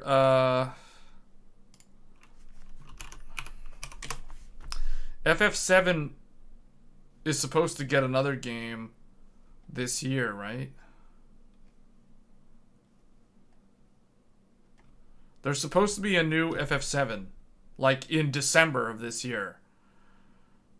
I forgot the name of it. It's like Remake, Rebirth, and some other one. But like this, the next one, the second one is supposed to be this year. From the trailers, it looks open world. Which one? 16? Well, am I gonna get like demonetized if I... Is no different in that sense. And so it should be just as accessible to a newcomer to the franchise as it is to a longtime fan. Players will not need to play any of the games before this to fully enjoy Final Fantasy XVI. But of course, it's okay if you do. さあではこのファイナルファンタジー16我々開発チーム4つの、ポイントをこだわって作ってきました It's 4 different One thing that points. we've talked about repeatedly is how we built this game on 4 pillars. Yeah. その1つ目、まずはストーリーです So first and foremost of those pillars is story. 今回ファイナルファンタジー16は So for those wondering, this is my most anticipated game of the year. 奥の深い Like, this is it. それから The only other one was Hogwarts Legacy, and that's already out. So 若い世代のプレイヤーが for me, it's literally this and Hogwarts Legacy 全ての年代の were the two big games, two big single-player games that I was looking forward to this year. So with Final Fantasy XVI, Yeah. It's always been our aim to bring back the series to its high fantasy roots, exploring these complex themes. So I feel like they wanted to do a whole like Game of Thrones thing. This game is supposed to be very much like Game of Thrones, sort of. それから See, okay, here we go. Okay, this is new information. I mean, I remember reading about the different nations, the different factions, but now we actually know where they are on the world map. The kingdom, okay. They have strange names. Sabrik? Rosaria again? Rosaria, that name, like, Square Enix really, really likes the name Rosaria. When they make their fantasy empire nation type countries, they always like the name Rosaria. Because Rosaria was in Final Fantasy 12.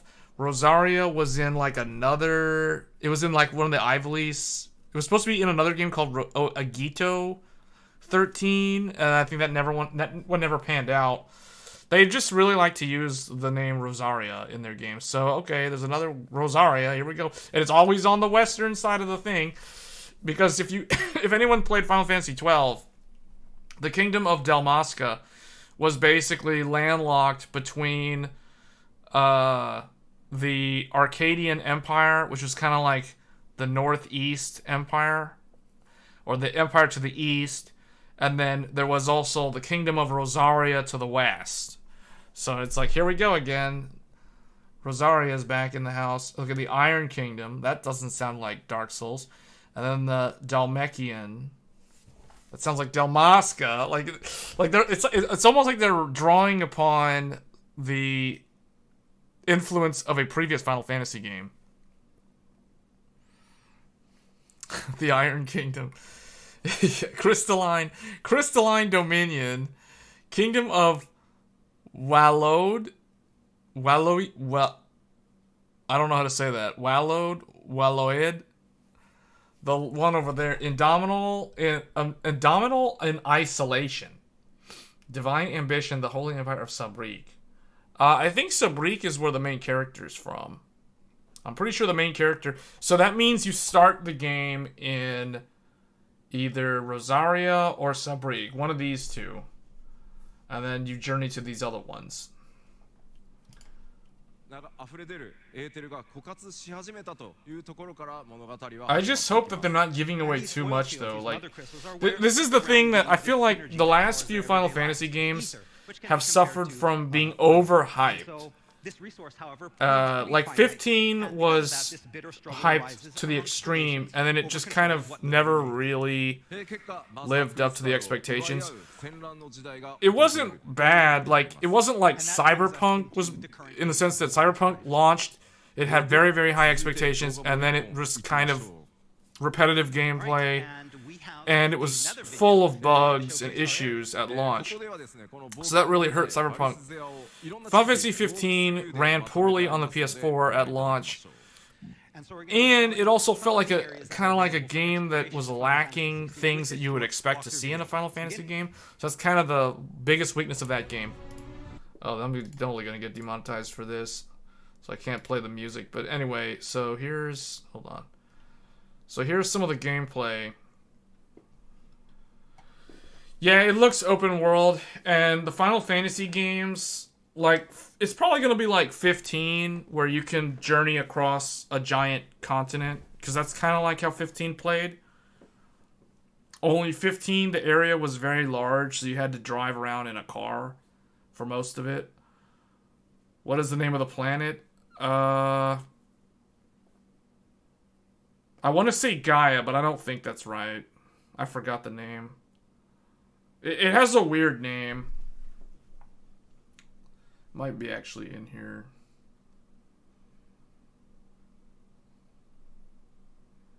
I remember them saying it in one of the trailers.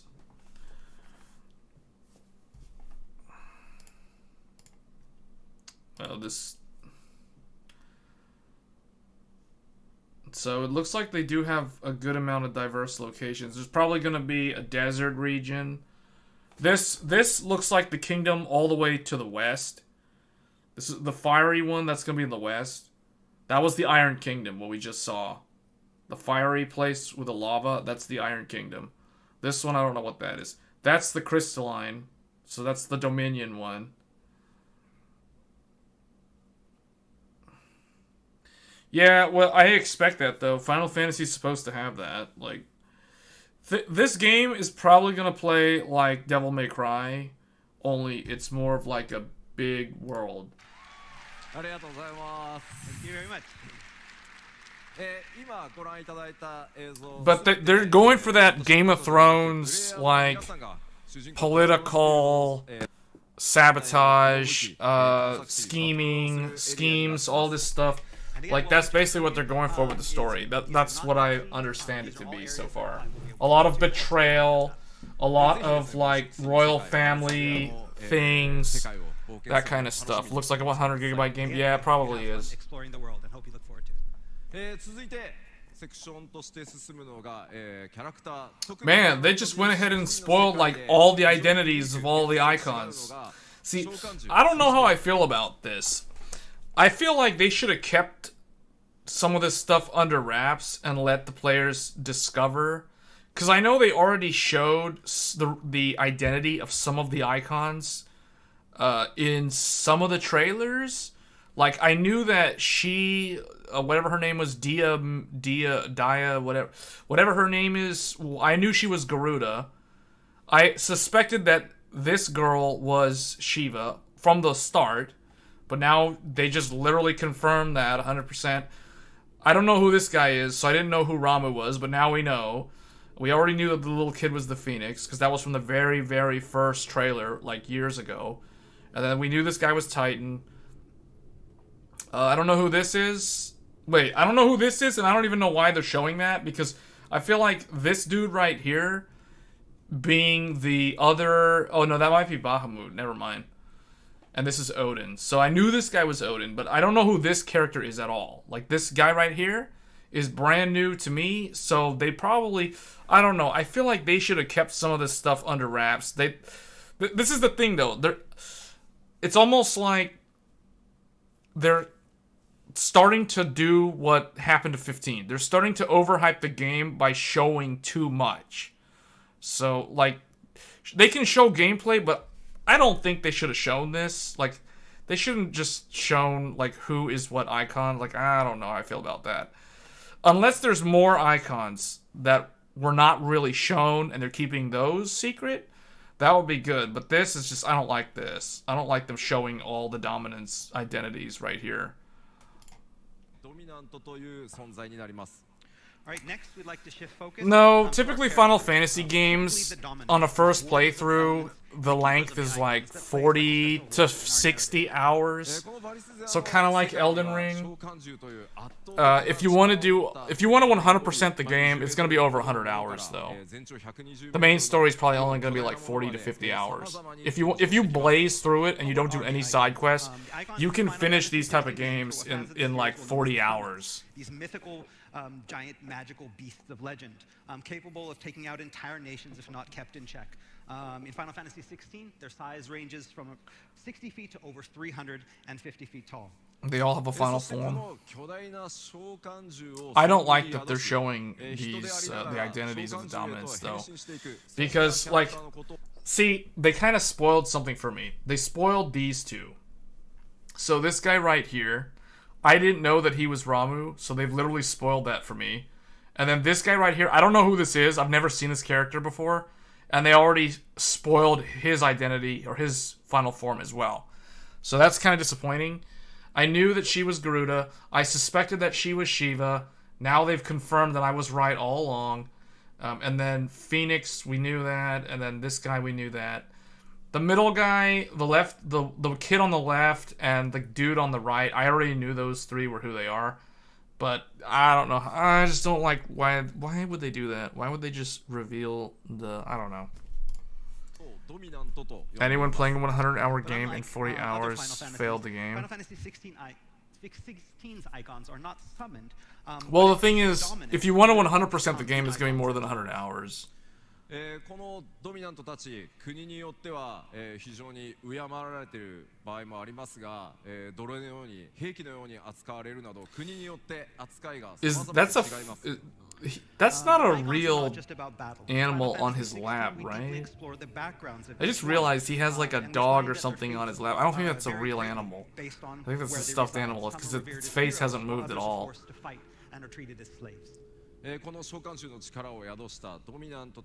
okay, that's fake. I was like, wait a minute. I just realized that he's petting like an animal, but it's not a real animal.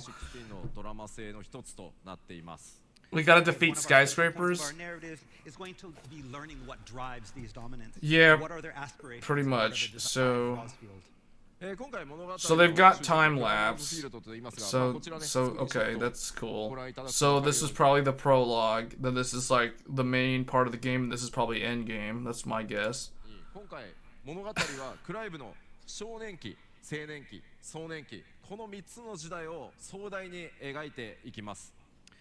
And so, our story in Final Fantasy 16 follows Clive Rosfield through three important stages of his life. As you can see here from the left, his teens, his 20s, and his 30s. Okay. Easier to take care of. What's easier to take care of? Oh, the stuffed animal. By experiencing firsthand these events that shape and mold Clive. It's just weird that he's got like a stuffed animal on his lap, like it's a real cat or dog. So it was best to skip this event? Yeah, probably. I feel like this literally just spoiled some parts of the game for me. Just watching this one thing just kind of like spoiled. Didn't really spoil too much. It just kind of like spoiled the identity of two characters. 状態で始まります。その旅路がどんな結末を迎えていくのか、ぜひ、皆さんの手でお確かめいただければと思ってます。 Our story starts with Clive obsessed in his pursuit of revenge for the loss of his brother. But across his journey, that will slowly change. It's good that PAX. It's good that things are back to normal though. Like I'm glad that the PAX event is the way it was prior to the pandemic. 彼にはこのね、心強い相棒のトルガルがいます。 But Clive is not alone in his journey, and is accompanied by his faithful hound, Torgal, who in addition to being soft and lovable and such a good So this game has like a pet is a dog. loyal and a deadly fighter. He's a good boy. Such a good boy. Oh. というわけでですね、ぜひこのトルガルの活躍に Okay, so that's what they're. So yes, Okay, that's the what story the is not only about animal Clive, is. but it's Torgal's story. Torgal. そして何より今回我々、大きな挑戦をしてきた、コンバットシステムですが、2大要素ご紹介していきます。 So they worked with the one of the lead combat design developers for Devil May Cry. クライブ自身が So the combat system in this game is going to be a lot better than 15. 駆使して戦う召喚獣アクションと Yeah, the dog has a story arc. The dog has a story arc. That can be split up into two different types. The first being player versus enemy battles, in which Clive himself fights against creatures using a customizable combination of unique and powerful iconic abilities acquired from the different icons he meets along his journey. Well, they're putting a lot of marketing into this game. I just hope that it doesn't disappoint the way 15 did. What makes this game interesting compared to 15? So 15 was a story about two kingdoms at war. Many different abilities can be learned. This one seems like it's going to be about like 5 or 6 kingdoms, all fighting for the crystals, which is more of a typical Final Fantasy story. That's a lot like the old Final Fantasy games. Icon versus icon battles, in which Clive There's probably going to be one nation, though, that ends up being the real aggressor. Unless they really want to do the Game of Thrones thing, because I think they're really going to go the Game of Thrones route with this story. なのでかなりユニークなゲーム体験になっているのではないかなと思ってます。 These unique, massive scale encounters are all created from the ground up to have this unique feel to each of them, that it's not going to be the same every time. ではここでまずはじめに The crystals are basically the elemental power. 一部を So, like, each... So, well, the way this game works, I think there's a big crystal. Okay, so next up, There's a really large crystal. It's in one of the areas. It was shown earlier. It's not really a spoiler because if you know anything about Final Fantasy games always have the crystal as a central... It's like a central part of the story. This is gonna... Okay, I gotta mute it again.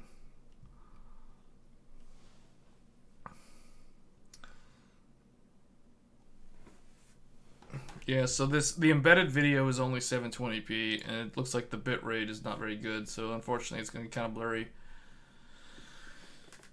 Oh, I see the dog. I see the dog fighting. He's got some kind of wing attack. So basically, I understand. I understand now. So the combat system is going to be dependent on, like, the icons that you absorb. So basically the summons. So those characters that they showed earlier, I think it was where is it? That huge spoiler. This right here. So I guess as you play through the story, you defeat these and you gain their powers, and I think that's where the customization of the combat comes from. Because they already did a media tour for some of the big YouTubers that are really, I guess they're partnered with Square Enix. And I know, like, there was one where you fight, I forget her name, but you fight Garuda, and then once you defeat her, you gain her abilities, or something like that. Yeah, kind of like Mega Man.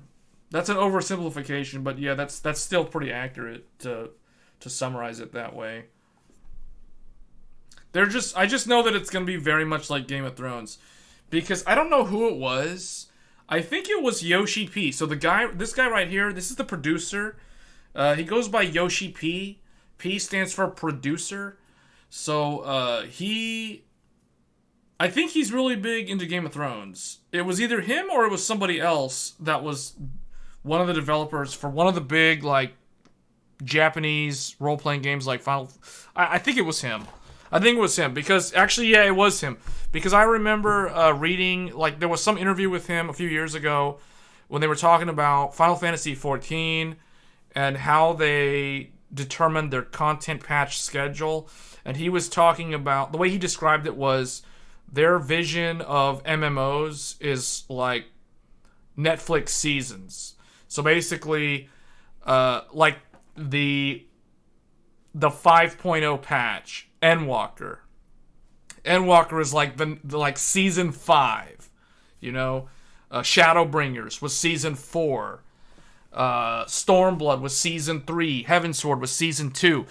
Like that kind of stuff. That's kind of what his vision is. So it's kind of like Netflix seasons for like a given franchise show or something like that. And he mentioned Game of Thrones at the time. Now, at the time, that was before 16 was ever really talked about. This was like a number of years ago. So, you know, that was kind of a foreshadow of, hey, I'm making a game, and I'm a big fan of, like, Game of Thrones, so we're going to draw on a lot of the inspiration. So a lot of the story, the overarching world building, and that kind of stuff in this game is going to be very similar to Game of Thrones story, so to some degree. Or maybe, you know what, now that I think about it, it might actually be more like The Witcher. It might be more like The Witcher because there's a single primary protagonist. Like, this guy's the main character. So this is going to be kind of like Geralt, if Geralt was in a Final Fantasy game. Like, that's kind of the way I can see it going. Although The Witcher does have a lot of different factions. So yeah, it's kind of like The Witcher. So it's going to be like a Japanese-made Witcher. If Geralt had a dog. Yeah, if Geralt had a dog. Yeah.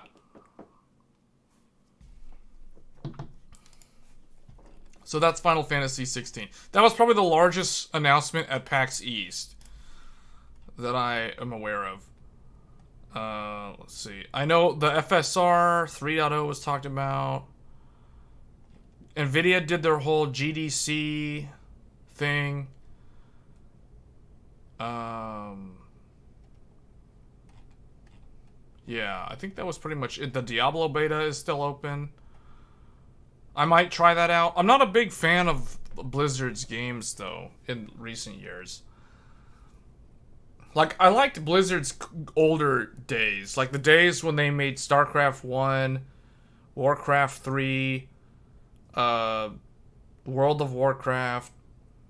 I think after StarCraft 2, that's when I started, you know, losing interest in a lot of Blizzard games. Geralt has a huge dog called Horse.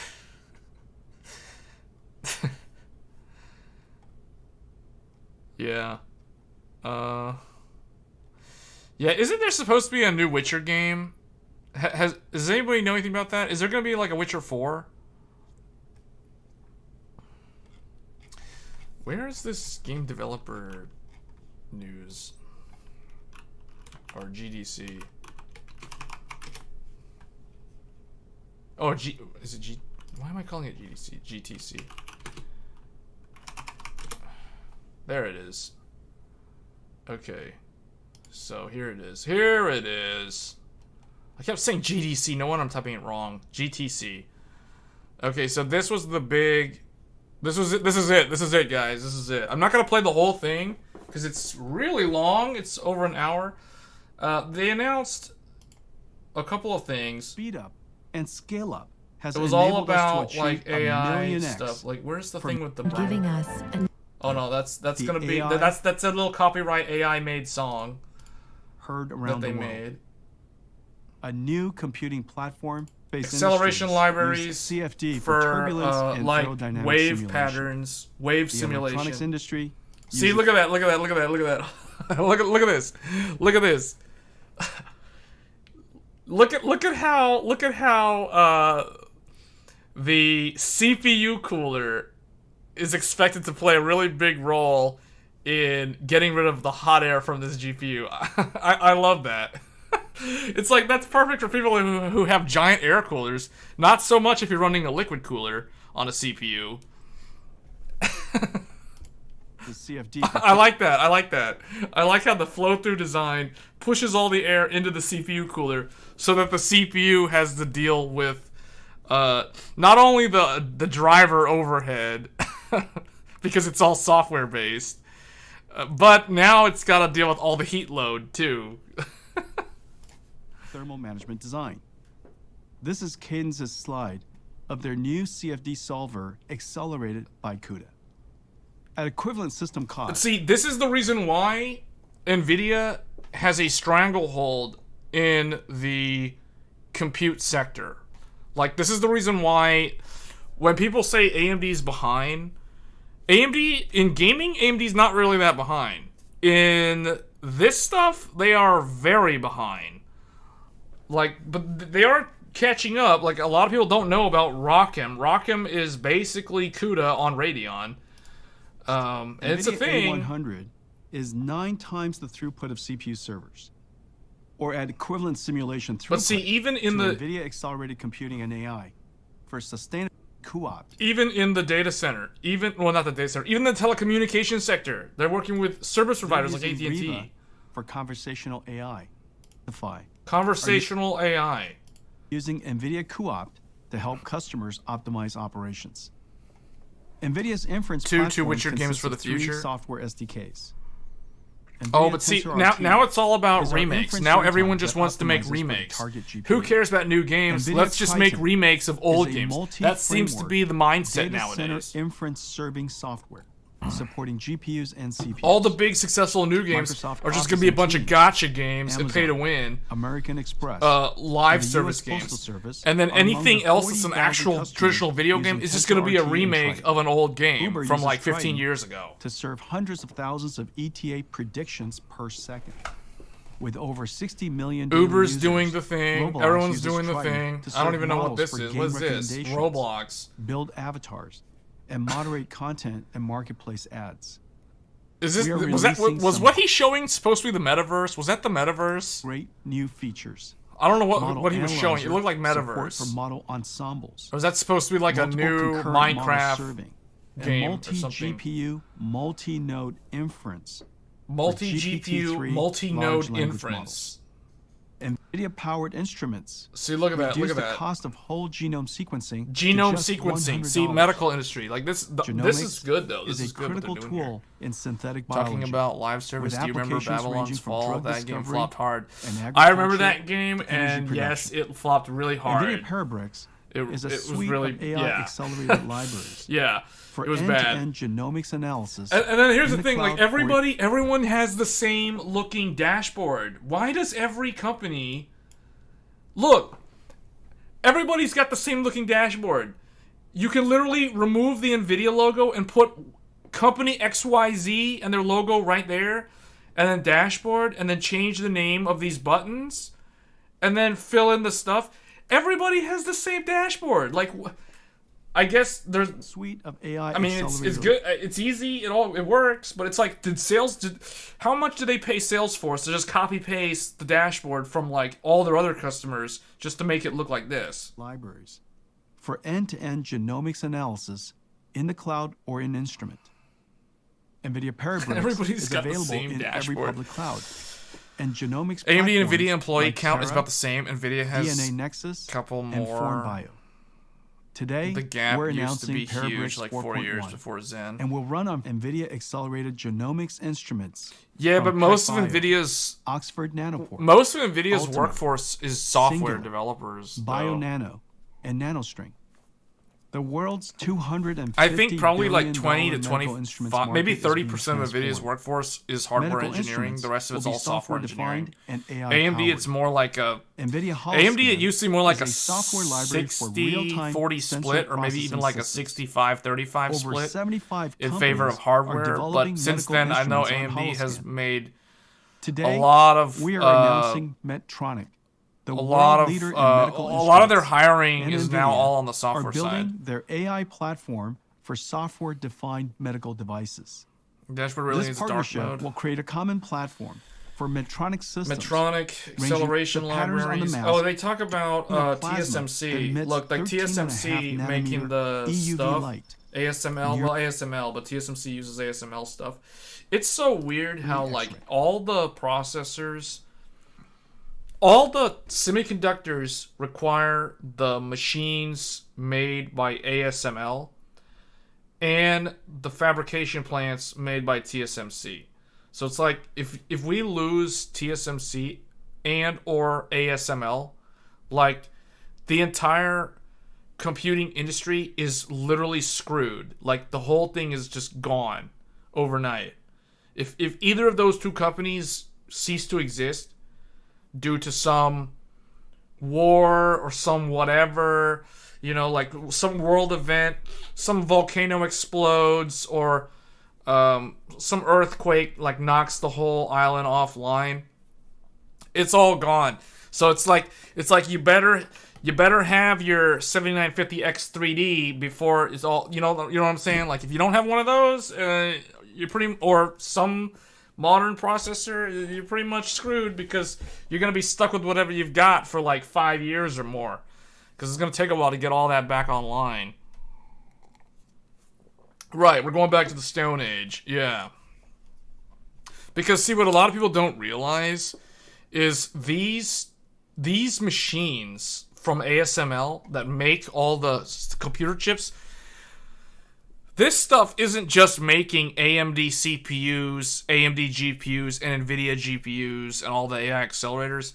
This stuff is making all the embedded chips that go into cars, into refrigerators, toasters, potatoes, strawberries, whatever, like all that stuff.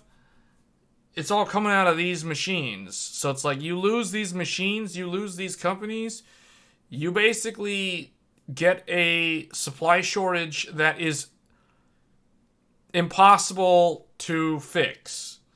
So it would literally be a return to the dark times, with no end in sight. Like, I mean, there's always Intel, but even Intel, I think, is using ASML's machines. So it's like, and Intel doesn't really have like the best node. So IBM has cool stuff, but the stuff is super top secret. Well, I mean, IBM stuff is still using ASML's machines. But the thing is, ASML is not TSMC. ASML is like a Scandinavian company. It's somewhere in like Northern Europe.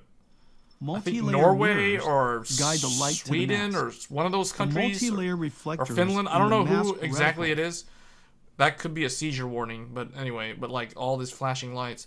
The bottom line is the data center hardware is irreplaceable if can fit in a single something happens and this stuff goes offline. But see, this is the reason why... Oh, Dutch company? Yeah. The thing is, this is the reason why Intel's not going to leave the GPU market. Now, they might leave the consumer GPU market, but they won't leave the GPU market, because more and more of the software development is becoming dependent on the GPU, more so than the CPU. So as more and more demand, or more and more processes are pushed to the GPU for acceleration, it means that the CPU ultimately over time becomes less and less relevant. Now, it won't become irrelevant, because you're still going to need that scaling. Like, you're going to need to be able to scale your applications off of X amount of threads. So the CPU is still going to be important in that regard. But the difference is, like, Jensen Huang even says this somewhere in this video. He talks about the fact that for the server, you'll have like 1 or 2 CPUs, but then you'll have like 4 or more GPUs. Think about like cryptocurrency, like Ethereum mining, remember how everybody who was doing Ethereum mining, they would have one CPU on a motherboard, and then they would have like 6 or 8 GPUs for that one mining rig. That is a prime example of how the CPU is less important, and its role in the compute space is vastly diminished compared to the GPU. So, and that what that means is a company that is able to make a GPU is going to be able to sell so much more than a company that makes the CPU. So this is the reason why AMD is actually in a very unique spot. It has a very good advantage, but for some reason, like, they can't scale to the numbers that they need to see in order to be far more successful than Intel. Because the thing is, Intel's is going to keep catching up over the years. So I don't see how AMD somehow manages to fix this problem that they're in, where they're constantly... I talked about this on a previous live stream. Like, part of it is the customer relationship. So Intel has long-standing customer relationships when they sell their servers. So people who are buying servers, they're just going to buy another Intel server, and they'll probably look at AMD, but they just won't end up buying it, or they won't even consider an EPYC CPU, even if it's better. So that's the problem that AMD's running into. And then on the GPU side, obviously they're typically going to buy the NVIDIA GPUs, but because they have a strong relationship with Intel, Intel can get their foot in the door and try to turn the customer away from the NVIDIA GPU. It's just a very, very difficult thing to do because of all the CUDA acceleration and all those proprietary things that the customers are so reliant on, which is the whole reason why they don't switch from NVIDIA in the data center to AMD in the first place. So it's like, well, how would it be any different with Intel? Well, in reality, probably not. But at least Intel does have that customer relationship to leverage to try to at least get them to try the Intel GPU solution. So that's kind of the power measure, the key difference, and that's kind of the reason why NVIDIA is in such a dominant position. Have installed DGX AI supercomputers. Zero DGX consumer has products. become Guess the for essential who instrument they are of working. AI. The GPU of DGX is 8 H100 Oh, modules. IBM. H100 has a transformer engine designed to process models like the amazing ChatGPT, which stands for Generative Pre-trained Transformers. The 8 H100 modules are NV-linked to each other across NV-link switches to allow fully so non-blocking basically when you transactions. buy this thing, you have to buy like 8 of them. You can't buy one of them. That's the whole, the more you buy, the more you save. The 8 H100s work as one giant GPU. The computing fabric is one of the most vital systems of the AI supercomputer. 400 gigabits per second, ultra low latency, NVIDIA Quantum InfiniBand with in-network processing connects hundreds and thousands. There you go. There you go. That's how they're making all the money. Each one of these has 8 of those Grace GPU thingies. So that, like, however many this is, I'm not even going to count them. But you can see, like, who's making all the money in this? Because this has got all these NVIDIA hardware. So that's all NVIDIA's revenue right there. But then you have all these, like, switches. All this stuff over here on the right. These are either, no, those actually look like servers. Yeah, those are servers. So this is going to be like Cisco, HP, Dell. If it's, yeah, it's going to be those guys. But inside of these have the Intel or the AMD server CPUs. So it's like, okay, Intel and AMD aren't zero in this market, but it's like NVIDIA wants to get away from them. NVIDIA wants their own CPU. And they have it. But the thing is, the H100s are not meant to store the archival data. You still need a traditional rack server like these things on the right to do that.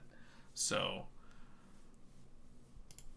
of DGX nodes into an AI supercomputer.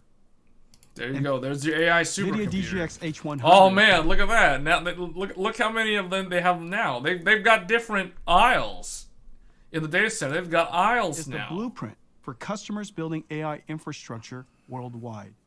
It is now in full production.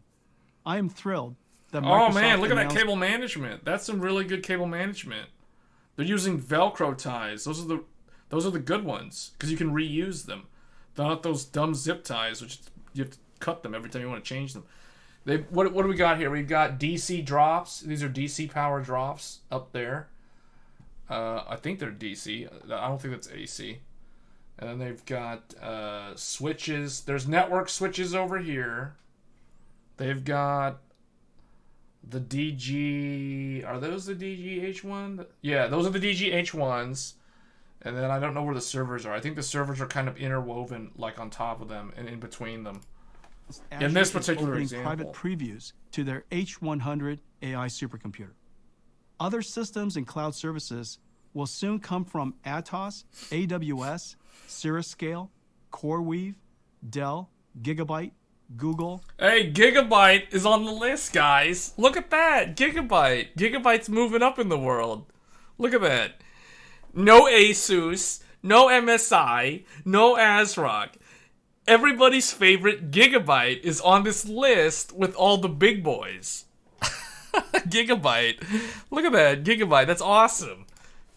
HPE, Lambda, Lenovo, Oracle, Quanta, and Supermicro. You should check what the The tech market for DGX AI supercomputers is on photonic has grown CPUs. significantly. They are already 10. Originally used as an AI research instrument, Gigabyte made the list. DGX AI Gigabyte's the only supercomputers one that made the are list. expanding into operations, running 24/7 to refine data and process AI. DGX supercomputers are modern AI factories. We are at the iPhone moment of AI. The iPhone moment of AI. See, this is okay. Go back real quick. This thing right here. So everybody who knows about ChatGPT and they wonder how it works and all this stuff, what you're looking at, that right there, that's ChatGPT. What he's showing you right here, that's ChatGPT. ChatGPT is made using a bunch of these NVIDIA DGX1s. The newer ones are gonna be built on the H100, and then obviously there's a bunch of servers that store all the cache, the archival data to train the AI model. But all the AI processing is done on these little, well, they're not little. These things are pretty heavy actually, but like these things that go inside the server racks. Or is this the awful? Is it the awful? Huh? Lenovo is a partner of everybody, wasn't them an Intel partner too? Yeah, Intel. Lenovo is on everybody. Lenovo is where is it? Yeah, they're on the list. Yeah, I know they were on the list. I like how he showed the. I like this though because this gives us an idea. See, like Checkpoint. I don't know who Checkpoint is. Cisco, DDN. I don't know who DNN is. Dell EMC, Juniper, Palo Alto, Red Hat, and VMware. So the only two on this list that I don't recognize is Checkpoint and DDN. But these guys are providing the rest of the hardware infrastructure. So basically what this means is if, let's say you wanted to make your own ChatGPT, or you wanted to, well, yeah, let's just make it easy. Like let's say I wanted to make my own ChatGPT. I don't want to use ChatGPT. I want my own. It's going to be better. It's going to be the bestest. It's going to be fantastic. So I would have to go partner with one of these companies. There's probably more that are not really listed here. But like, for example, I would go to like Cisco or Dell or one of these people, and I would say, hey, I need some network devices. Because obviously you want your AI program to be connected to the internet so that people can use it, right? So you're going to need the hardware required to get connection to the internet. You can't just like run ChatGPT on a 7950 X3D and expect it to work when you have literally millions of users trying to connect to it and ask it questions constantly. It's not going to work. So I'm going to need to get the NVIDIA thing that he just showed, but I'm also going to need more than just the NVIDIA thing, right? So basically, he's showing that in order for this to work, it's not just about NVIDIA. You have to have the others. So you have to have, like, for instance, the Cisco stuff. I would need network routers, switches, servers, security firewalls, whatever, all that anti-hacking stuff. You would need, like, all that stuff to make the system secure and stable and connected and have high throughput and redundancy and what's called high availability. So, you know, like, I'd talk to, like, one of these guys and say, hey, I need to buy the stuff that will let me make the Chat GPT be available to everybody. Then what I would need to do, I would need to go to, I think he showed a slide with the cloud providers. This one. No. Where is it? This one. Oh, the one with Gigabyte. Yeah. So then I would need to go to the cloud provider. So let's say I bought all my hardware. I bought my servers. I bought my network equipment from one of those other people, like Juniper or Dell or Cisco. Then I go to one of these guys, like Google Cloud or AWS. I don't really know why Supermicro is listed here. I'm kind of confused when I see this list because this looks like this is supposed to be cloud providers. Why is Gigabyte and Supermicro on this list? Why is Lenovo on this list? Like, it's just kind of weird seeing, you know, hardware vendors right next to cloud service providers, which is a different thing completely. But anyway, yeah, I'd have to go to a cloud provider, and I'd have to host that stuff in the cloud, in the data center. These guys have the data centers. And then I would put my stuff inside the building and get it all connected to the network, like he showed in his fancy little video, like this right here. Of the AI supercomputer. 400 gigabits Connect per second, that in. Ultra low latency. And then all this NVIDIA rack space Quantum would belong InfiniBand to somebody like with in-network AWS processing connects or hundreds and Oracle thousands of or DGX somebody. nodes into an AI supercomputer. Because this is where all the TikTok videos are. Like, literally, it's like, okay, I would have my NVIDIA Chat DGX GPT, like, okay, H100. my Chat GPT stuff is in the front row, but, like, right behind me is all the TikTok stuff. And then right behind that is more TikTok videos. And then cat videos. And then all the other stuff. And then Chat GPT might be over here or something. You know what I'm saying? That's basically how this works. So which CPU, GPU technology will we have in 2023? From what? From who? From It's the NVIDIA? blueprint for NVIDIA, customers the building CPU AI is called infrastructure Grace Hopper, I think. worldwide. Or Grace It or is something. now It's in there full somewhere. production. I am thrilled that Microsoft Are you talking about announced Azure photonic is opening CPUs? private previews to their H100 2023? That's this year. Other systems and cloud services will soon come from Atos, AWS, Cirruscale, CoreWeave, Dell, Gigabyte, Google, HPE, Lambda, Lenovo, Oracle. There's Quanta, a company and named Supermicro. Lambda? The market for DGX AI supercomputers has grown significantly. Originally used as Hold a on. browser, DGX Cloud Yeah, he's talking is about DGX optimized Cloud. to run Where's his NVIDIA little AI thing with the Enterprise. colored cat? Here we go.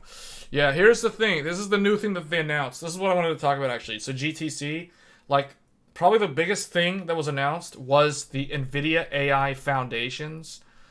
I just remember the cat, the multicolored cat thing, this picture. I guess this is an AI-generated picture. So you have Nemo, Picasso, and BioNemo. These are the three things that they announced at GTC, which were the really big announcements. 2030, what will we have? Well, that's like 7 years away.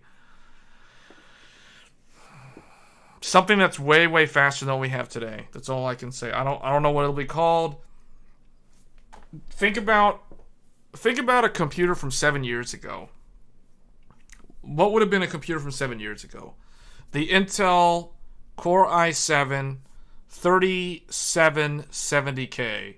A quad-core, 8-thread was the highest you could get on a consumer desktop. Now, obviously, you could go with the Sandy Bridge E, which was the 3930K and the 3960X.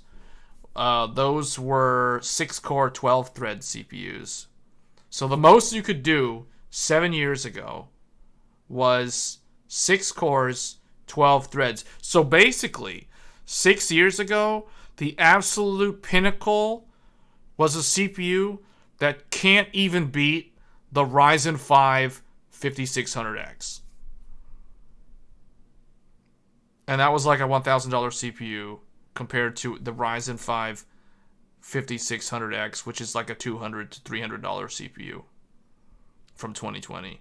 So I guess, well, okay, I should say 7600X. The 7600X is the current generation. TSMC is already on 3 nanometer. Not much more room to... We're going to go to a different scale. So 7 years from now, we're not going to be using the word nanometer to talk about CPUs. It's going to be called angstrom. It's going to be the angstrom scale. So it'll be like, I don't know, 50 angstroms, 30 angstroms, that kind of stuff. I just think that at some point, there's going to be a limit in how small the transistors can get. Because at a certain point, the transistor will only be, you know, like in the widths of atoms. And at that point, how do you overcome the capacitance, the dielectric used between, you know, the voltage polarities, like that kind of thing? So those are the sort of things, I don't know how they're going to tackle those problems.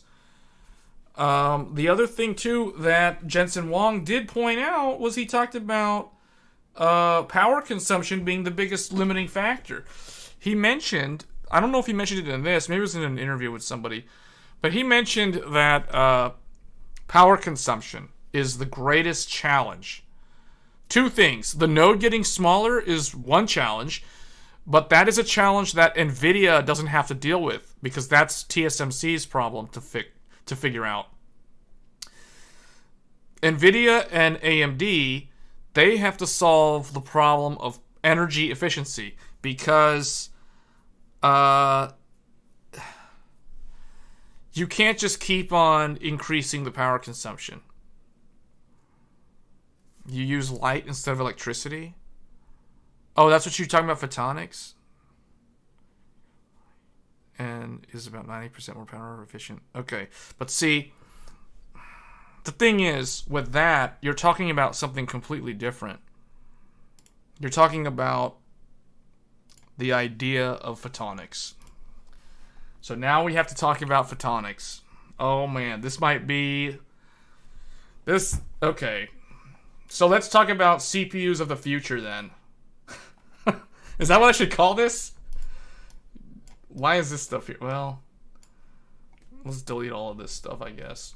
Should I leave this here? No, we don't need this stuff. Oh man, well, what am I doing? Delete all of this. Here, this is gonna blind everybody, I guess. Hold on. Actually, delete. That's gonna blind everyone. And then there. Organic CPUs.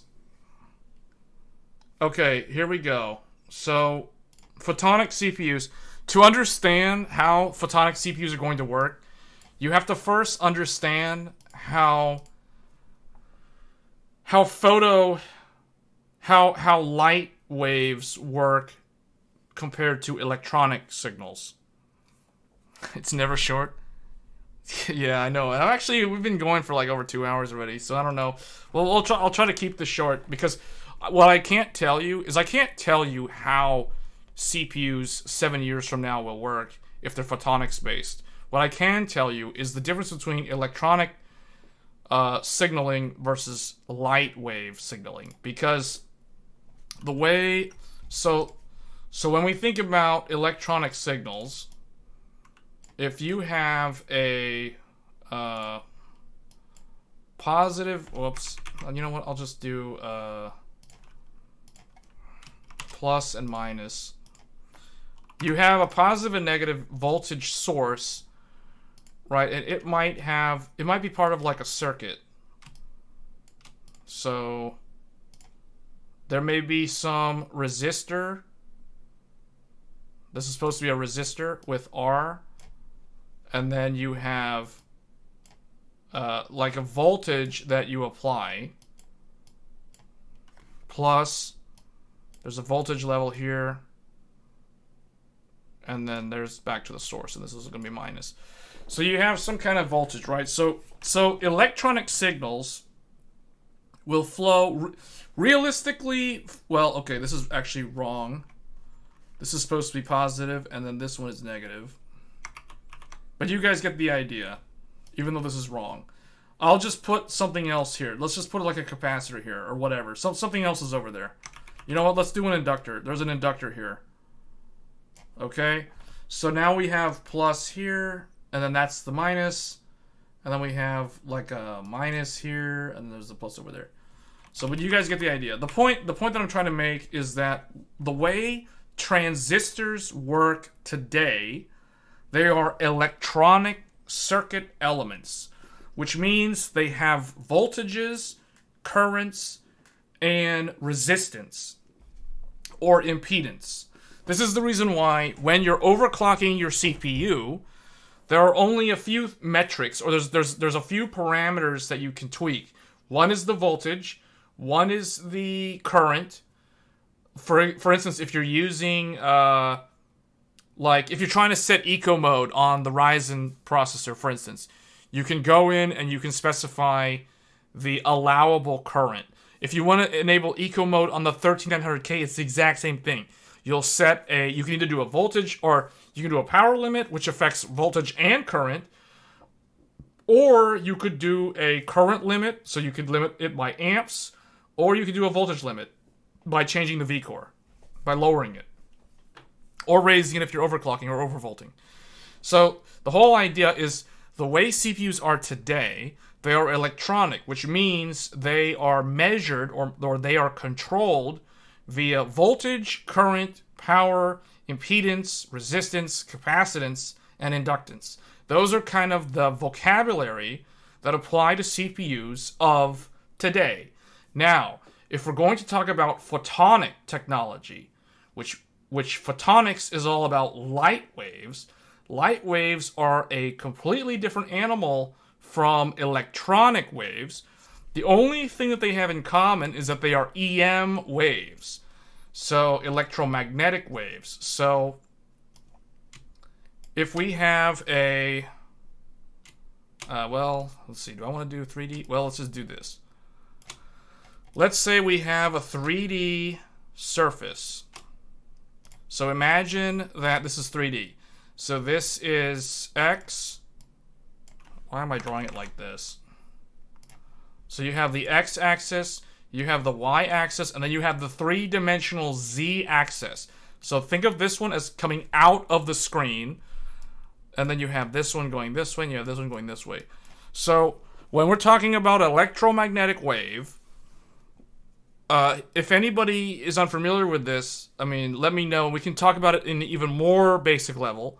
But in general, if you have, let's say you have an electromagnetic field that is traveling in the X direction.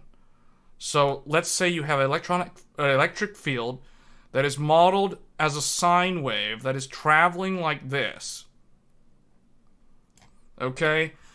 What that means, if this is my electric field, and I'm going to draw it with the arrow above it, which means that it is a vector, which means that it has multiple components that are used to tell me the position of this wave.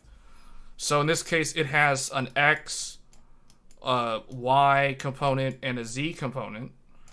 So it has all three of those components. I don't know if people know what I'm talking about. Like, this might be completely like outside the scope of like computer hardware. But basically what I'm trying to illustrate is how we will bridge the gap between an electronic CPU like the 13900K or the Ryzen 9 7950X or the X3D and a CPU of the future that is photonic based, because those will behave in a different manner. So for every electronic field, there is also a magnetic field that exists that will be perpendicular or orthogonal to the electric field. And what I'm trying to do is I'm trying to draw this so that it is orthogonal or perpendicular to the electric field. So think of this as it has a vertical component like that, but the other one is coming out of the page and going into the page like this. So this is the magnetic field, not the electric field. Lorentz.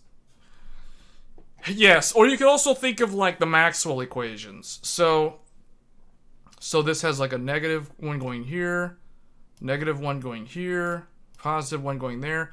So you have an electric field that has the vertical. So it has a positive and a negative Y component. But then you have the B or H field, which is the magnetic field, which has a positive or negative Z axis vector component. Lorentz force, yes. So what's happening is as these two are propagating in a certain direction, so in this case they're going in this direction, they're traveling in that direction, out there to the right. Because the two of them are propagating in their own individual components, they're going to create basically a vector that's going in the positive x-axis direction. Like the sum of the two of them will be going in that direction. So what that means is basically the E, which is the electric, and the B, which is the magnetic, equals, well, I'll just call it like an F. A force that is traveling in the x direction. This is the cross product. Or I guess, I don't think it's the curl, it's the cross product. But anyway, that's, why am I explaining this? Because you guys have to think of it as an electromagnetic wave, but if you want to express it in light, it's done in a different manner. So when we're talking about electric signals, like for instance voltage and current, we're talking about EM waves, like what we just expressed here. But when you want to talk about a photonic CPU, so a CPU that's based off of light waveguide signaling, which is not necessarily electromagnetic, now you're talking about photons. So now you have basically the individual particles of light. So let's say we have like a little photon of light. If I want this light particle to move in this direction, I can apply some sort of energy to it to get it to move. And in another way, I can apply enough energy to it such that it will actually create an additional photon of light. And then that one will also move in the same direction. So when you apply an energy source to these particles, these photons, you can create more photons. You can get what's called amplification of light.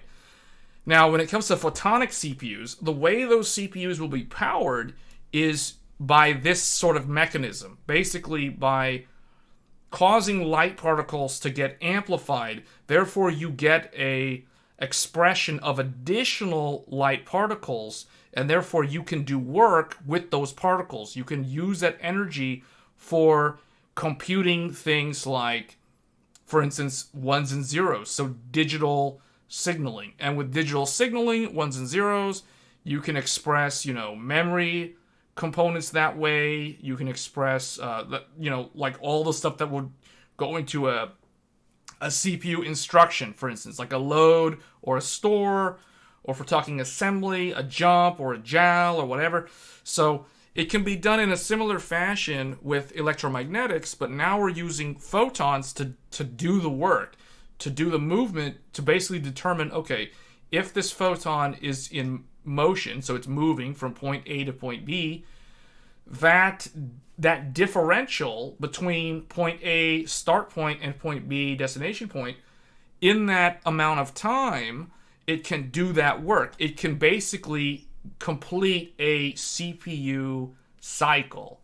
So that's kind of the idea of how the photonics would do the same sort of work that you would get with a electromagnetic based CPU, which is what we have today. So, but you have to understand, like with photonics, the terminology is different. Instead of electromagnetics, it's talking about something called an array waveguide. An array waveguide is essentially the medium, or I guess the material that you would have that would allow the particles to pass through it could be a loop, it could be, so think of like a ring bus in a CPU. Like instead of the ring bus moving data electronically, it could move the data optically. So when we're talking about photonics, we're talking about optical CPUs rather than electronic CPUs. So this is kind of the difference. So today we have electronic CPUs, but in the future, if this follows through and becomes something, we will have something known as optical CPUs or photonic CPUs. Those terms can be used interchangeably. Joey mentioned organic CPUs. It could be organic, but I don't really think it'll be organic. It could be, though, because the organic part of it would be the material that would create the photon in the first place. So if you have a material like an organic, think of like a plant, right? Or something that can create the particle. If you apply some sort of force or some sort of energy source to it just to create the photons. This is the sort of thing. The way I think it's going to work is you're going to have lasers that create the photons. And then the photons are going to have to travel down some sort of path. And as they travel down that path, that movement of the array waveguide, or the movement of the photons through the array waveguide, is what's going to give off the sort of the energy that you can use to then compute the zeros and ones and do all kind of like the memory and the CPU cycles and all that stuff. So that's kind of the general principle of how that would work. So very, very different from what we have today, though. So the easiest example that you can look at in the real world today would be fiber optics. So, like, for instance, you know how, like, everybody today is familiar with the 3.5 millimeter jack for audio? So, like, a USB cable for audio, that's an electronic, that's actually a data signal. But if you use the old 3.5 millimeter, like if you plug that into a smartphone, for instance, to listen to music with headphones or like earbuds, right? Like, that is an electronic signal. But there is actually an optical cable that can be used for transmitting audio signals. It's known as a toslink cable. That is using lasers to transmit the audio bit stream as opposed to the 3.5 millimeter. So a lot of people consider 3.5 millimeter analog audio because the audio is encoded typically in stereo, so you have left and right, or if you have 5.1 or 7.1, it's still going to be analog signals that are propagating through the wire, down the wire. Basically, I'm using a wired headset, but essentially it's using this mechanism of action to allow you to listen to the audio. Now with the toslink, it's done using this, what we just described for the optical CPUs. So that is kind of the difference. So think of it like this. Photonic CPUs will function very similar to digital optical audio systems, only at a much, much smaller, we're talking like, in the nanometers or less scale. So that's kind of a preview to how that works. I didn't want to make it super, super long. I mean, we could go way, way more in depth on this, but that's kind of a general takeaway, or like a summary of what's to come in the future if we actually do move to photonic CPUs, which we probably will, because I don't see how you're going to be able to continue shrinking down the node to a certain point. I just don't know if the optical CPUs will result in a much better performance level than the electronic ones.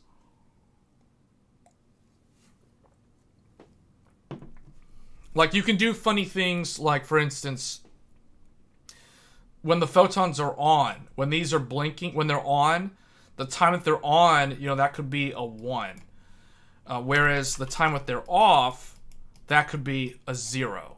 Right? So that's how you could also get, you know, your binary bit stream from optical signals. And what about the cost for the consumers? Well, obviously today it's not feasible money-wise, but in the future, obviously, if these things take off, then they'll replace the electronic ones, and then that's what will drive the cost down. IBM speaks of X1000 faster. It could be, and the reason why, well, see, the thing is, this stuff technically is also traveling at the speed of light, but the difference is this stuff literally is light. Like, it's literally light particles. So what's another thing that I'll mention, it's worth mentioning, that electronic CPUs, the ones that we use today, these are subject to electromagnetic interference, whereas photonic CPUs are immune to electromagnetic interference because they are not dependent on electric field waves and magnetic field waves. They're literally just light waves just moving through time and space. That's all they are. So that's probably why they'll be a lot faster. Because think of it like this. Think of it how, like, a light particle at position A, the amount of time it takes it to travel to position B for it to appear over here is very, very short. It's basically instantaneous. So, but I don't really think that a lot of it will be about the travel distance.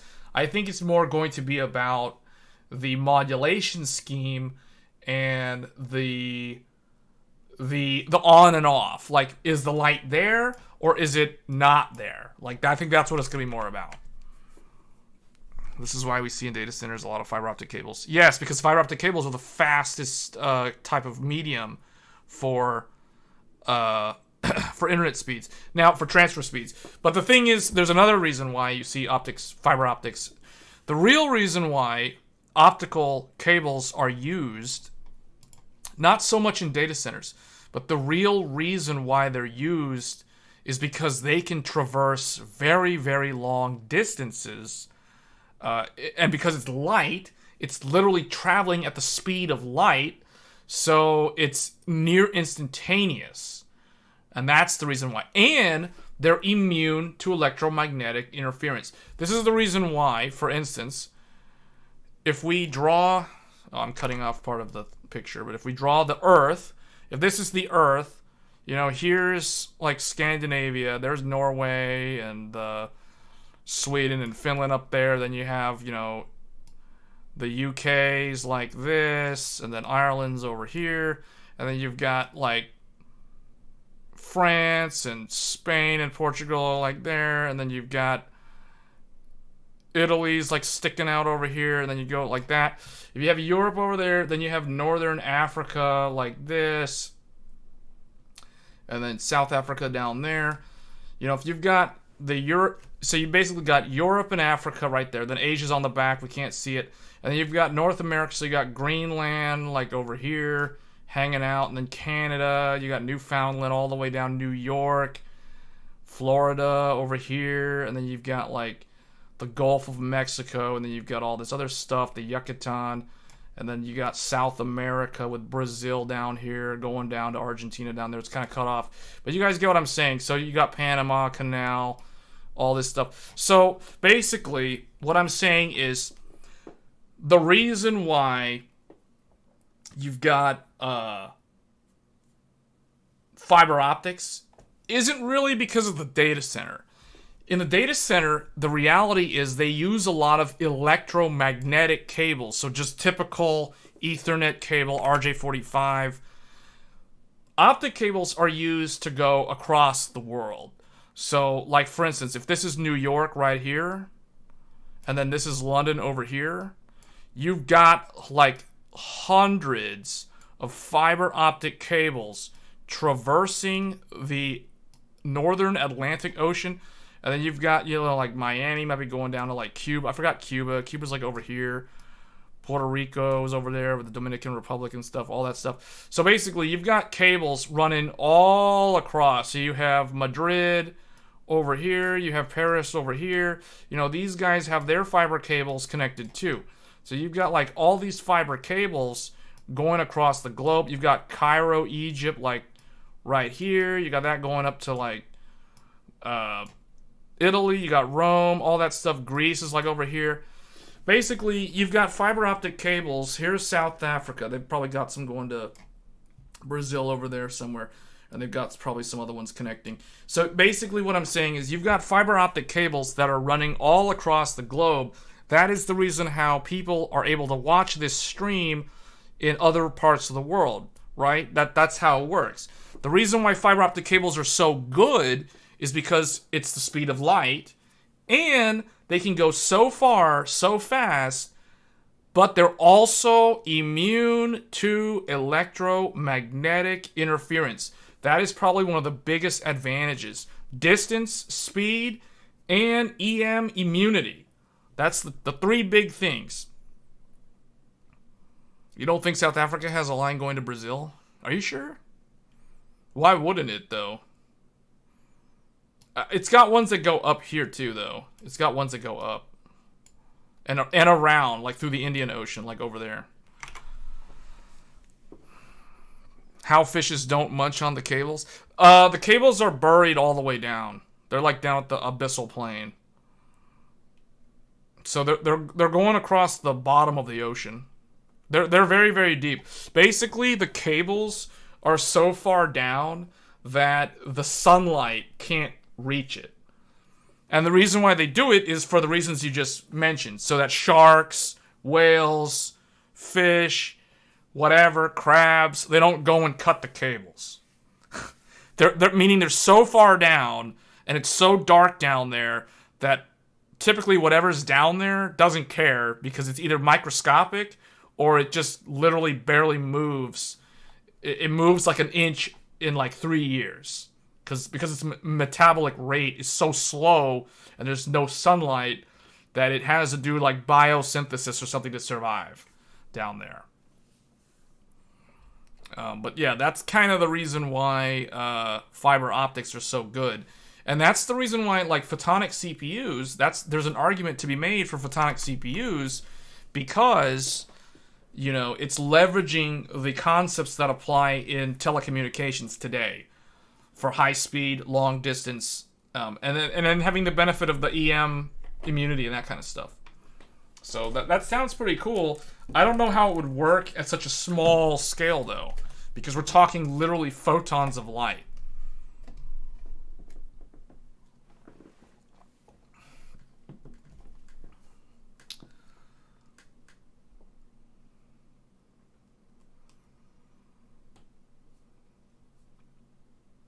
I should have drawn this like a little bit more tilted. The Earth is tilted too much because the equator is actually like right here. The equator is the middle, and it's literally there. So this is basically we're looking at the Earth as though we were looking at the North Atlantic Ocean from outer space. That's kind of the way this is drawn to scale.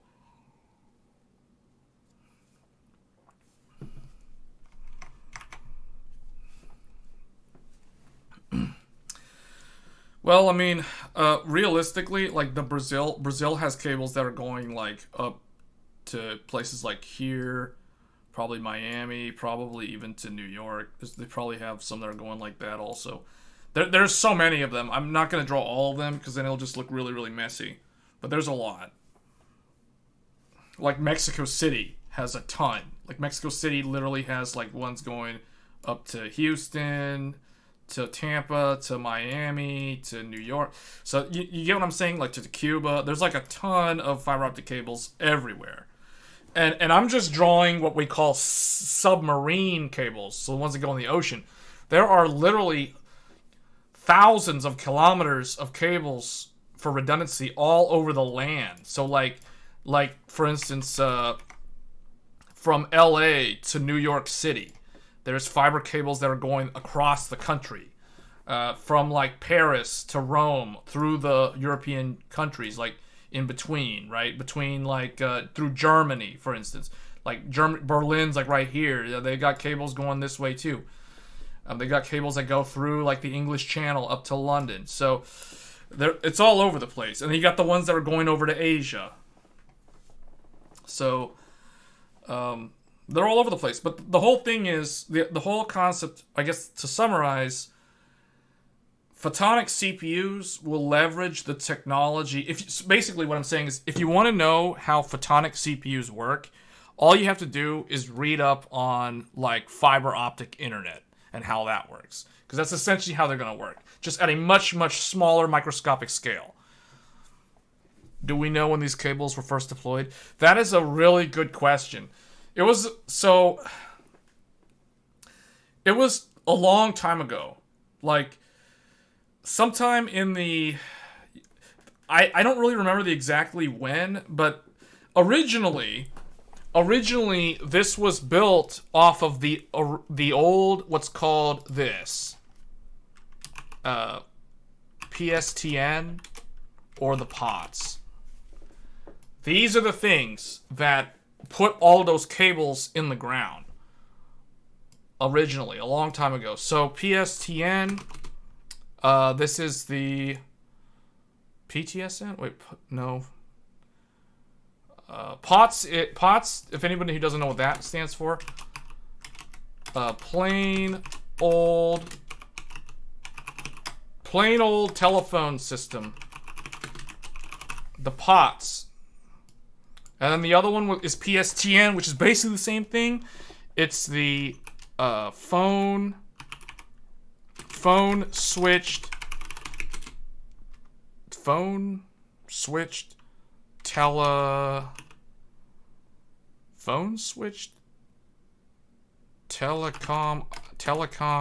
network? Phone switched PSTN. I'm pretty sure it's PSTN. So those cables were put in the ocean and in the land, like way back for these things. That was the reason why they were put in there in the first place.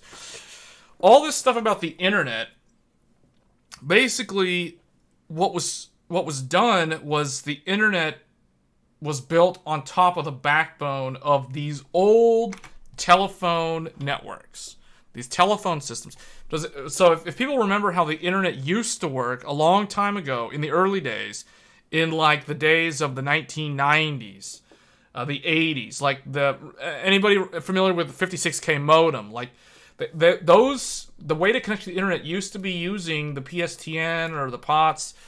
Most people will say PSTN, but basically the fiber optic internet that we have today was built on top of this stuff.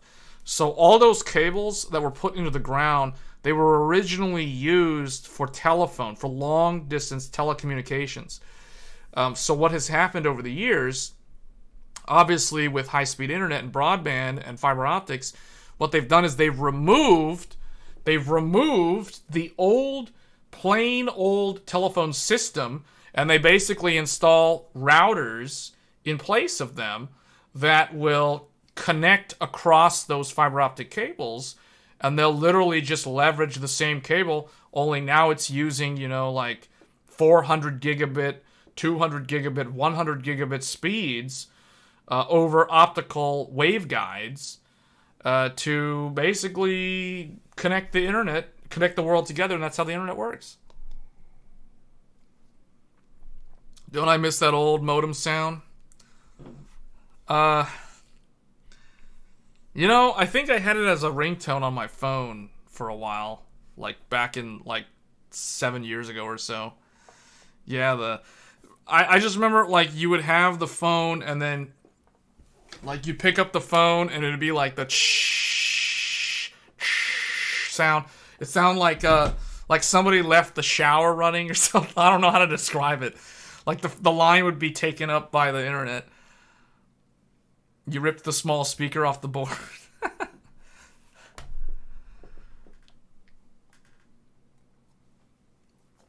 But yeah, that's how Qualcomm CPUs are like 20 years away. Photonics are much closer. I will say under 10 years. Yeah, photonics are definitely probably the future. Because it's a better technology. The thing is, though, the thing that interests me is if photonics becomes the norm, that means that pretty much everything will be using like optical cables. I just don't know what that means for other devices. You know what I mean? Like TVs, smartphones. Well, it's hard to say because on one side it sounds really good because you have far less EM waves that are prone to electromagnetic interference. Everything's just light waves, but you're still going to have your power infrastructure, right? So your DC and AC power lines, those have to stick around. That's going to have to power everything. So it'll be interesting. Old modems didn't have a mute button. Well, so there was two types. There was the external modem and there was the internal modem. The internal modem was typically on a PCI card. And when I say PCI card, I mean PCI, not PCI Express, actual PCI, like really old PCI. So there was an internal modem or there was the external modem which would connect. I don't even know what the external modem would connect on. It wasn't USB. It was like IDE or parallel cable or serial. Oh, it was a serial modem. Yeah. It was DB9. Yeah. So I think there was two types. So you had like a desktop computer. You had your old like computer tower, but then in the back of it. So if this is the back of the computer, you know, you have like where the individual expansion card slots go, like right here and here. You could do an internal modem. The internal modem card would basically have an RJ45 out the back. Actually, it would have the telephone. It's not RJ45. What am I talking about? It's RJ11. It would have the line and the phone. So you could do line for the actual internet connection, and you could pass through the phone. So you could connect like a phone. You had like a phone over here, I guess. It's supposed to be like a telephone. With the dial pad. So you had the 1, 2, 3, 4, 5, 6, 7, 8, 9. You had your dial pad phone. The phone would connect to that.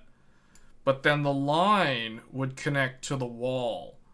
And the wall's where the RJ45 goes. And that's how you would get the internet connection. That was an internal modem. There's also the external 56K modem, which was basically, instead of doing this, you wouldn't have this card at all. So instead you'd have like a box. You'd have let's just draw it right here. You had like a modem box that the phone would connect to that. So it would connect to this. But then this thing would connect into like a DB9. It was like the DB9. It looks like an old VGA cable, but it's not. It's called a serial port on the motherboard. It would connect onto the motherboard, and that's the other way to do like dial-up internet back in the day.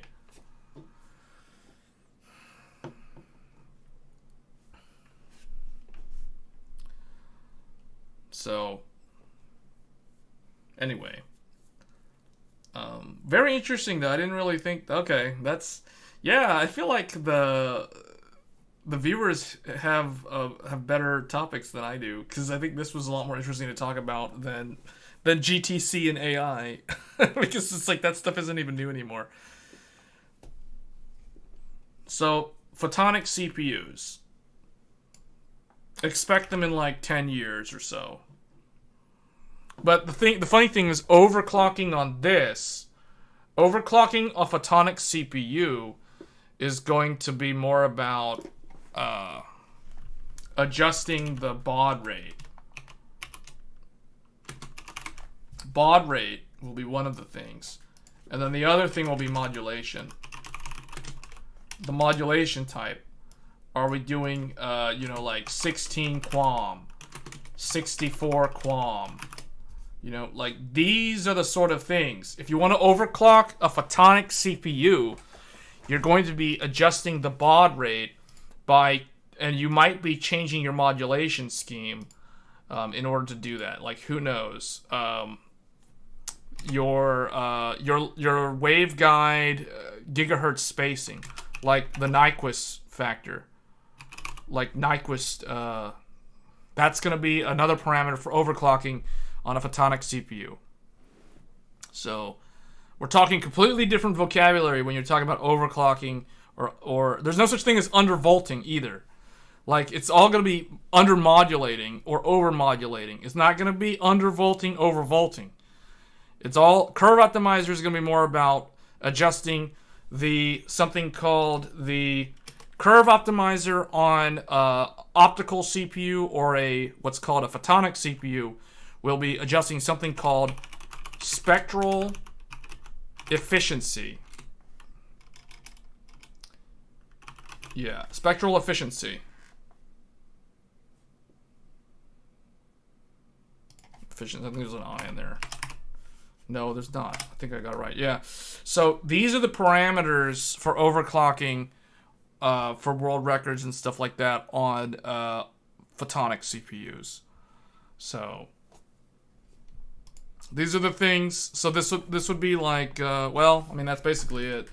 So there you go, guys. That's kind of like a sneak peek at overclocking a photonic CPU that at this point doesn't really exist outside of like IBM's research labs and that kind of stuff.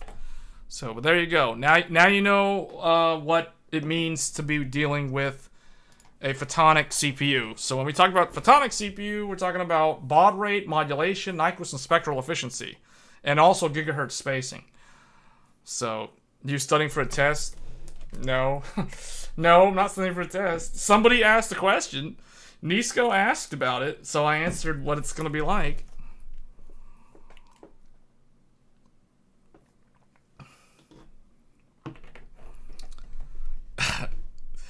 Somebody asked, and that's the answer. So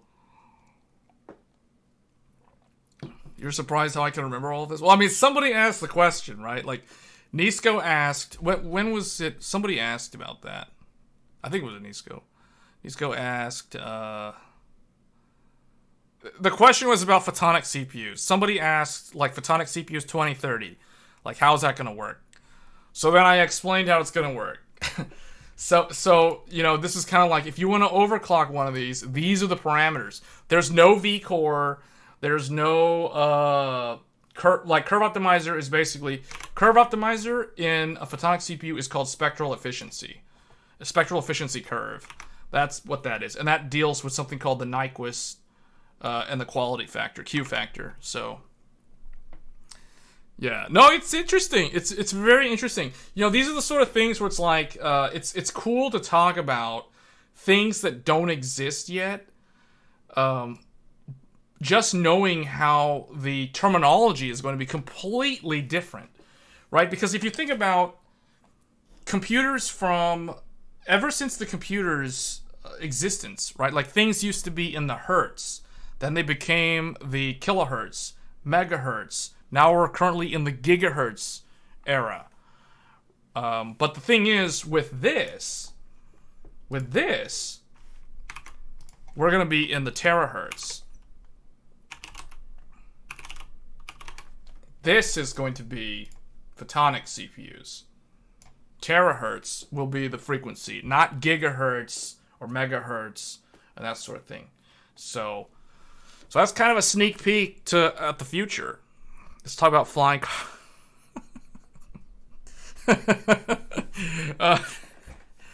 oh man.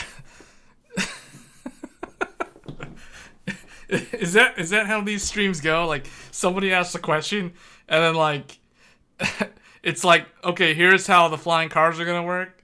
It's like someone asks, how are photonic CPUs gonna work? And let's go, here's your answer, guys. Terahertz, baud rate, modulation type, spectral efficiency, array waveguides, and photons. It's like this is a huge eye-opener for anybody who had no idea about these things, right? Like, which is probably most people. Most people, at least that I'm aware of, don't actually know what any of this stuff is. First, we need time traveling. Oh, well, the time traveling part, that's gonna be different. Man, that gets into a lot of things. Like, that gets into string theory and a lot of, like, physics. For time travel to work, that's a whole nother live stream. That's like a completely different live stream. That's gonna take way too long to explain. I can't do that in like a 15-minute summary. People talk about them since the 70s. Flying cars could actually be a thing using magnetics. Honestly, I feel like electromagnets could make flying cars a reality. The only problem with that is you would need to have the magnet. You have to have electromagnets on the ground, on the street, or in the road, and then the car would have the opposite polarity magnet to make it float. That's the way I always thought it would work. For a car to appear like it was floating in the air. You know like how they look in Star Wars, where they're just like hovering off the ground? I can see that working using magnetics, but I don't know how that would work in any other way. That would be practical.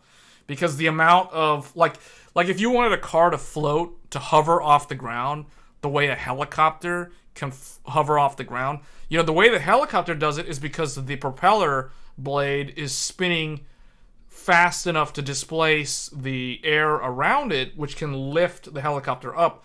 But see, that to me is impractical, because you could do the same thing with a car. Basically, everybody would be driving or flying helicopters, and to me, that just seems very impractical.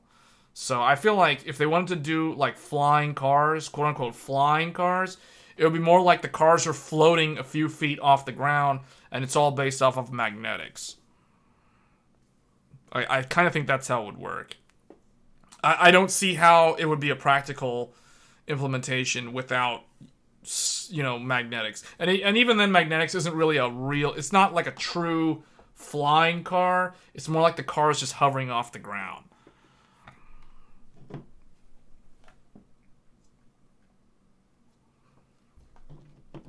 Technically, we have like 1 or 2 models of flying cars working, but they look hideous.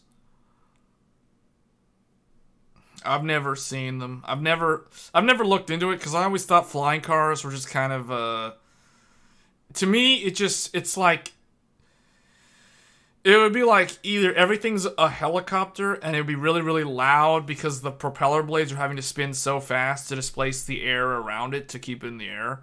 And to me that just seems kind of, that's not really great. The other thing is propulsion. So basically like having like a force that you're emitting, like a thruster force from like an airplane, for instance.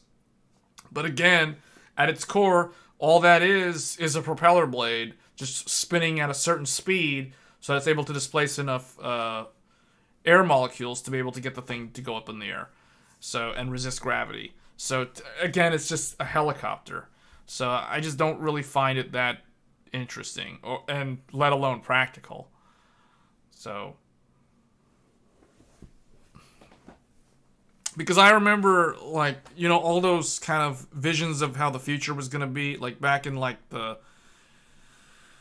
what was that show like a long time ago, like the Jetsons or something, where they abandoned the surface of the Earth and everyone's just up in the air for no reason? It's like, why do they have to be floating in the air?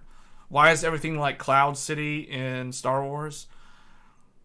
We would need runways instead of garages. Yeah, everything would have to be. Yeah, it sounds so. It sounds cool, but it sounds so impractical and pointless. Really, like it's the problem with flying cars is they don't really solve a problem. Like they don't do anything. Like what?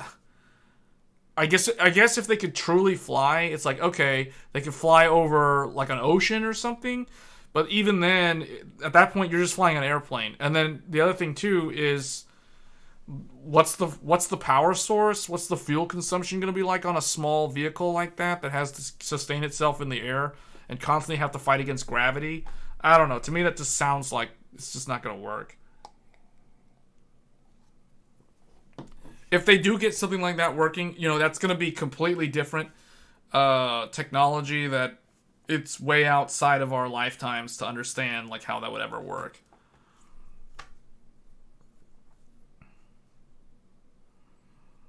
Like that's more like a type 1 civilization problem to solve, or a type 1 civilization technology. That's not a type 0 civilization, which is what we are. That's not a type 0 technology. So, but photonic CPUs, that's type 0. So, because we have that technology today, just not at that small molecular scale. So,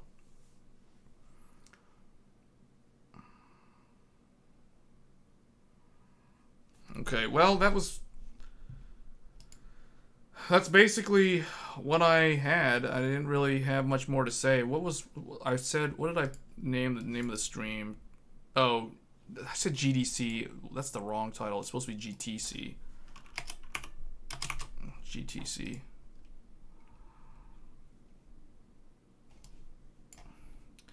You can find it. There's this cool flying drone thing.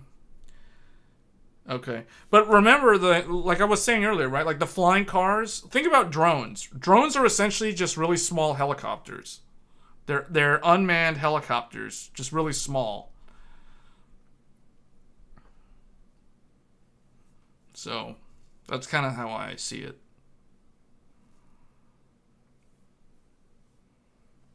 What about batteries? Considering today our batteries use finite materials. Yeah, there's going to have to be a lot of innovation done in material sciences. I've always thought that material science is something that needs a lot more innovation. And I honestly feel like with AI potentially displacing a lot of people from a lot of different industries, I think those people can go into new industries. So I don't think that AI is going to be it could be a short-term problem in terms of disrupting the job market. But I think that honestly, there's a lot of other things that AI won't immediately be adapted to, although it is going to a lot of things. Material science is something. So material science research, I think, is something that it's going to be very, very in demand in the next several decades because, like you just said, the finite materials used for batteries, we're going to have to find alternate sources, alternate ways to generate energy and store it other than relying on the sort of materials like lithium and that sort of thing that are only a finite resource. So being able to use other things, like other sort of elements or compounds to store charge and what kind of things like that, or maybe taking stuff from the moon or something from outer space. Just material science in general is something that I think needs a lot of more research and a lot of more kind of jobs to tackle that problem. Because that's going to be a huge thing for the semiconductor industry going forward. Not just the batteries, but like, what do you do how do you get optical CPUs working, for instance, or photonic CPUs? Like, what's the material that you're going to be using to do that? I have a feeling that iridium is going to be a big one.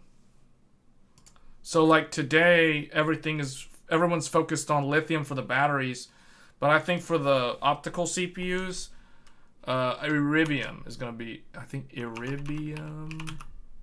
I think this is the iridium. Yeah, I think that's the periodic table element, iridium, that they will use. So this thing, if this is very rare, then that's going to make this sort of technology even harder to leverage.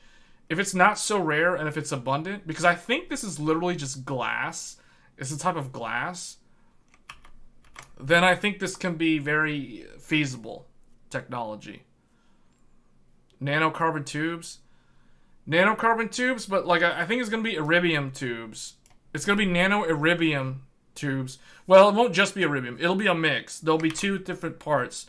They'll basically, the way I think it's going to work is you're going to have the nanocarbon tubes is where the particles will traverse, like the photons will traverse the nanocarbon tube. But there's going to be a section where it goes through the iridium, because the iridium is the material that will allow it to create a clone. So the iridium will allow one photon to become two photons and that sort of thing. So that's the reason why iridium is an important element for photonic CPUs.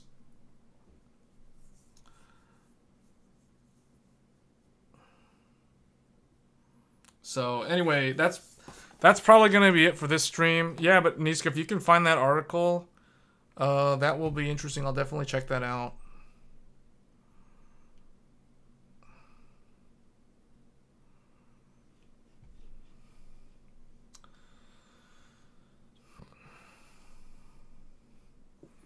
Okay, well, with that said, I guess I'm going to go ahead and end the stream. I ended up going for more than an hour than I expected. I expected this to be a 2-hour stream. It ended up being over 3 hours. So, alright, well, it was interesting. I think this discussion on photonic CPUs is one that there's probably very, very little content online about these topics, especially the terminology. Like, the terminology is the thing that I think a lot of people don't know about. So anyway, guys, that's going to be it for this stream. Nearly 3.5. Yeah. Okay, well, that's a good one. This turned out to be a better one than I thought it would be. So anyway, once again, thanks for watching. The next stream will most likely be Thursday evening, just like how I said before. So we'll aim for Thursday evening and either Friday evening or Saturday evening for the one after that. So I'll try to stick to like two streams per week, and then I'm going to try to upload more videos. I've just been running into like a roadblock, or I guess like a creator block. I don't really know what content to put out there. Besides like going back through live streams and finding like really good sections where like this might be a decent one, but I don't think I would upload this. I don't think I'm gonna cut this clip about like photonic CPUs and put this as its own video because it's too messy. Like, if I'm gonna make a video on photonic CPUs, it'll be like a separate piece because this one is way too over the top. Like, it's messy looking, and I don't think that someone who is wanting to look at like info on a 7950X3D, for example, this is just way outside of scope. So something about a podcast in the past. Yeah, but I just don't know. Like, yeah, I'm still trying to juggle like how I want to do the podcast. So, because what I'm probably going to do is what I want to do is I want to have it'll probably be this same setup, but I'm going to have to redo the microphone setup because I want the audio to sound better than it does. And I'm also probably going to have to do better lighting. So I need to do better lighting for that so that I look more clear on the camera, more presentable. And then if I'm going to have a guest, you know, obviously I'm going to have to integrate that. So I have to build like the overlay and all that stuff. Still toying around with like different formats and how how that's gonna work out. But what I'll probably end up doing is like the podcast. I might just do one where it's just me by myself talking, and just do that in kind of like that format. So with the podcast, it's not gonna be like this. So I'm not gonna be able to leverage Paint to draw diagrams and stuff. I'm not gonna be playing a game. So it's literally just gonna be me talking about just like a list of different topics, probably like 3 or 4 different topics for like an hour or something, and we'll see. I'm thinking about it. I might do like a pre-recorded one just to see how that ends up looking, and then we'll probably turn that into something. So it is something that is in the works. But yeah, I might focus more and more on that since I am not really. There's not really a whole lot of new content for me to put out in terms of the technology stuff, because there's not a whole lot happening right now. Like all the hardware is out in the field. There's no new releases. I don't really think that people are that interested in my video game content, so I don't think I'm going to do video game reviews. I'm probably just going to be doing hardware reviews. But yeah, I'll figure it out. So anyway, guys, once again, thank you for watching, and I'll catch you guys in the next one. Take care.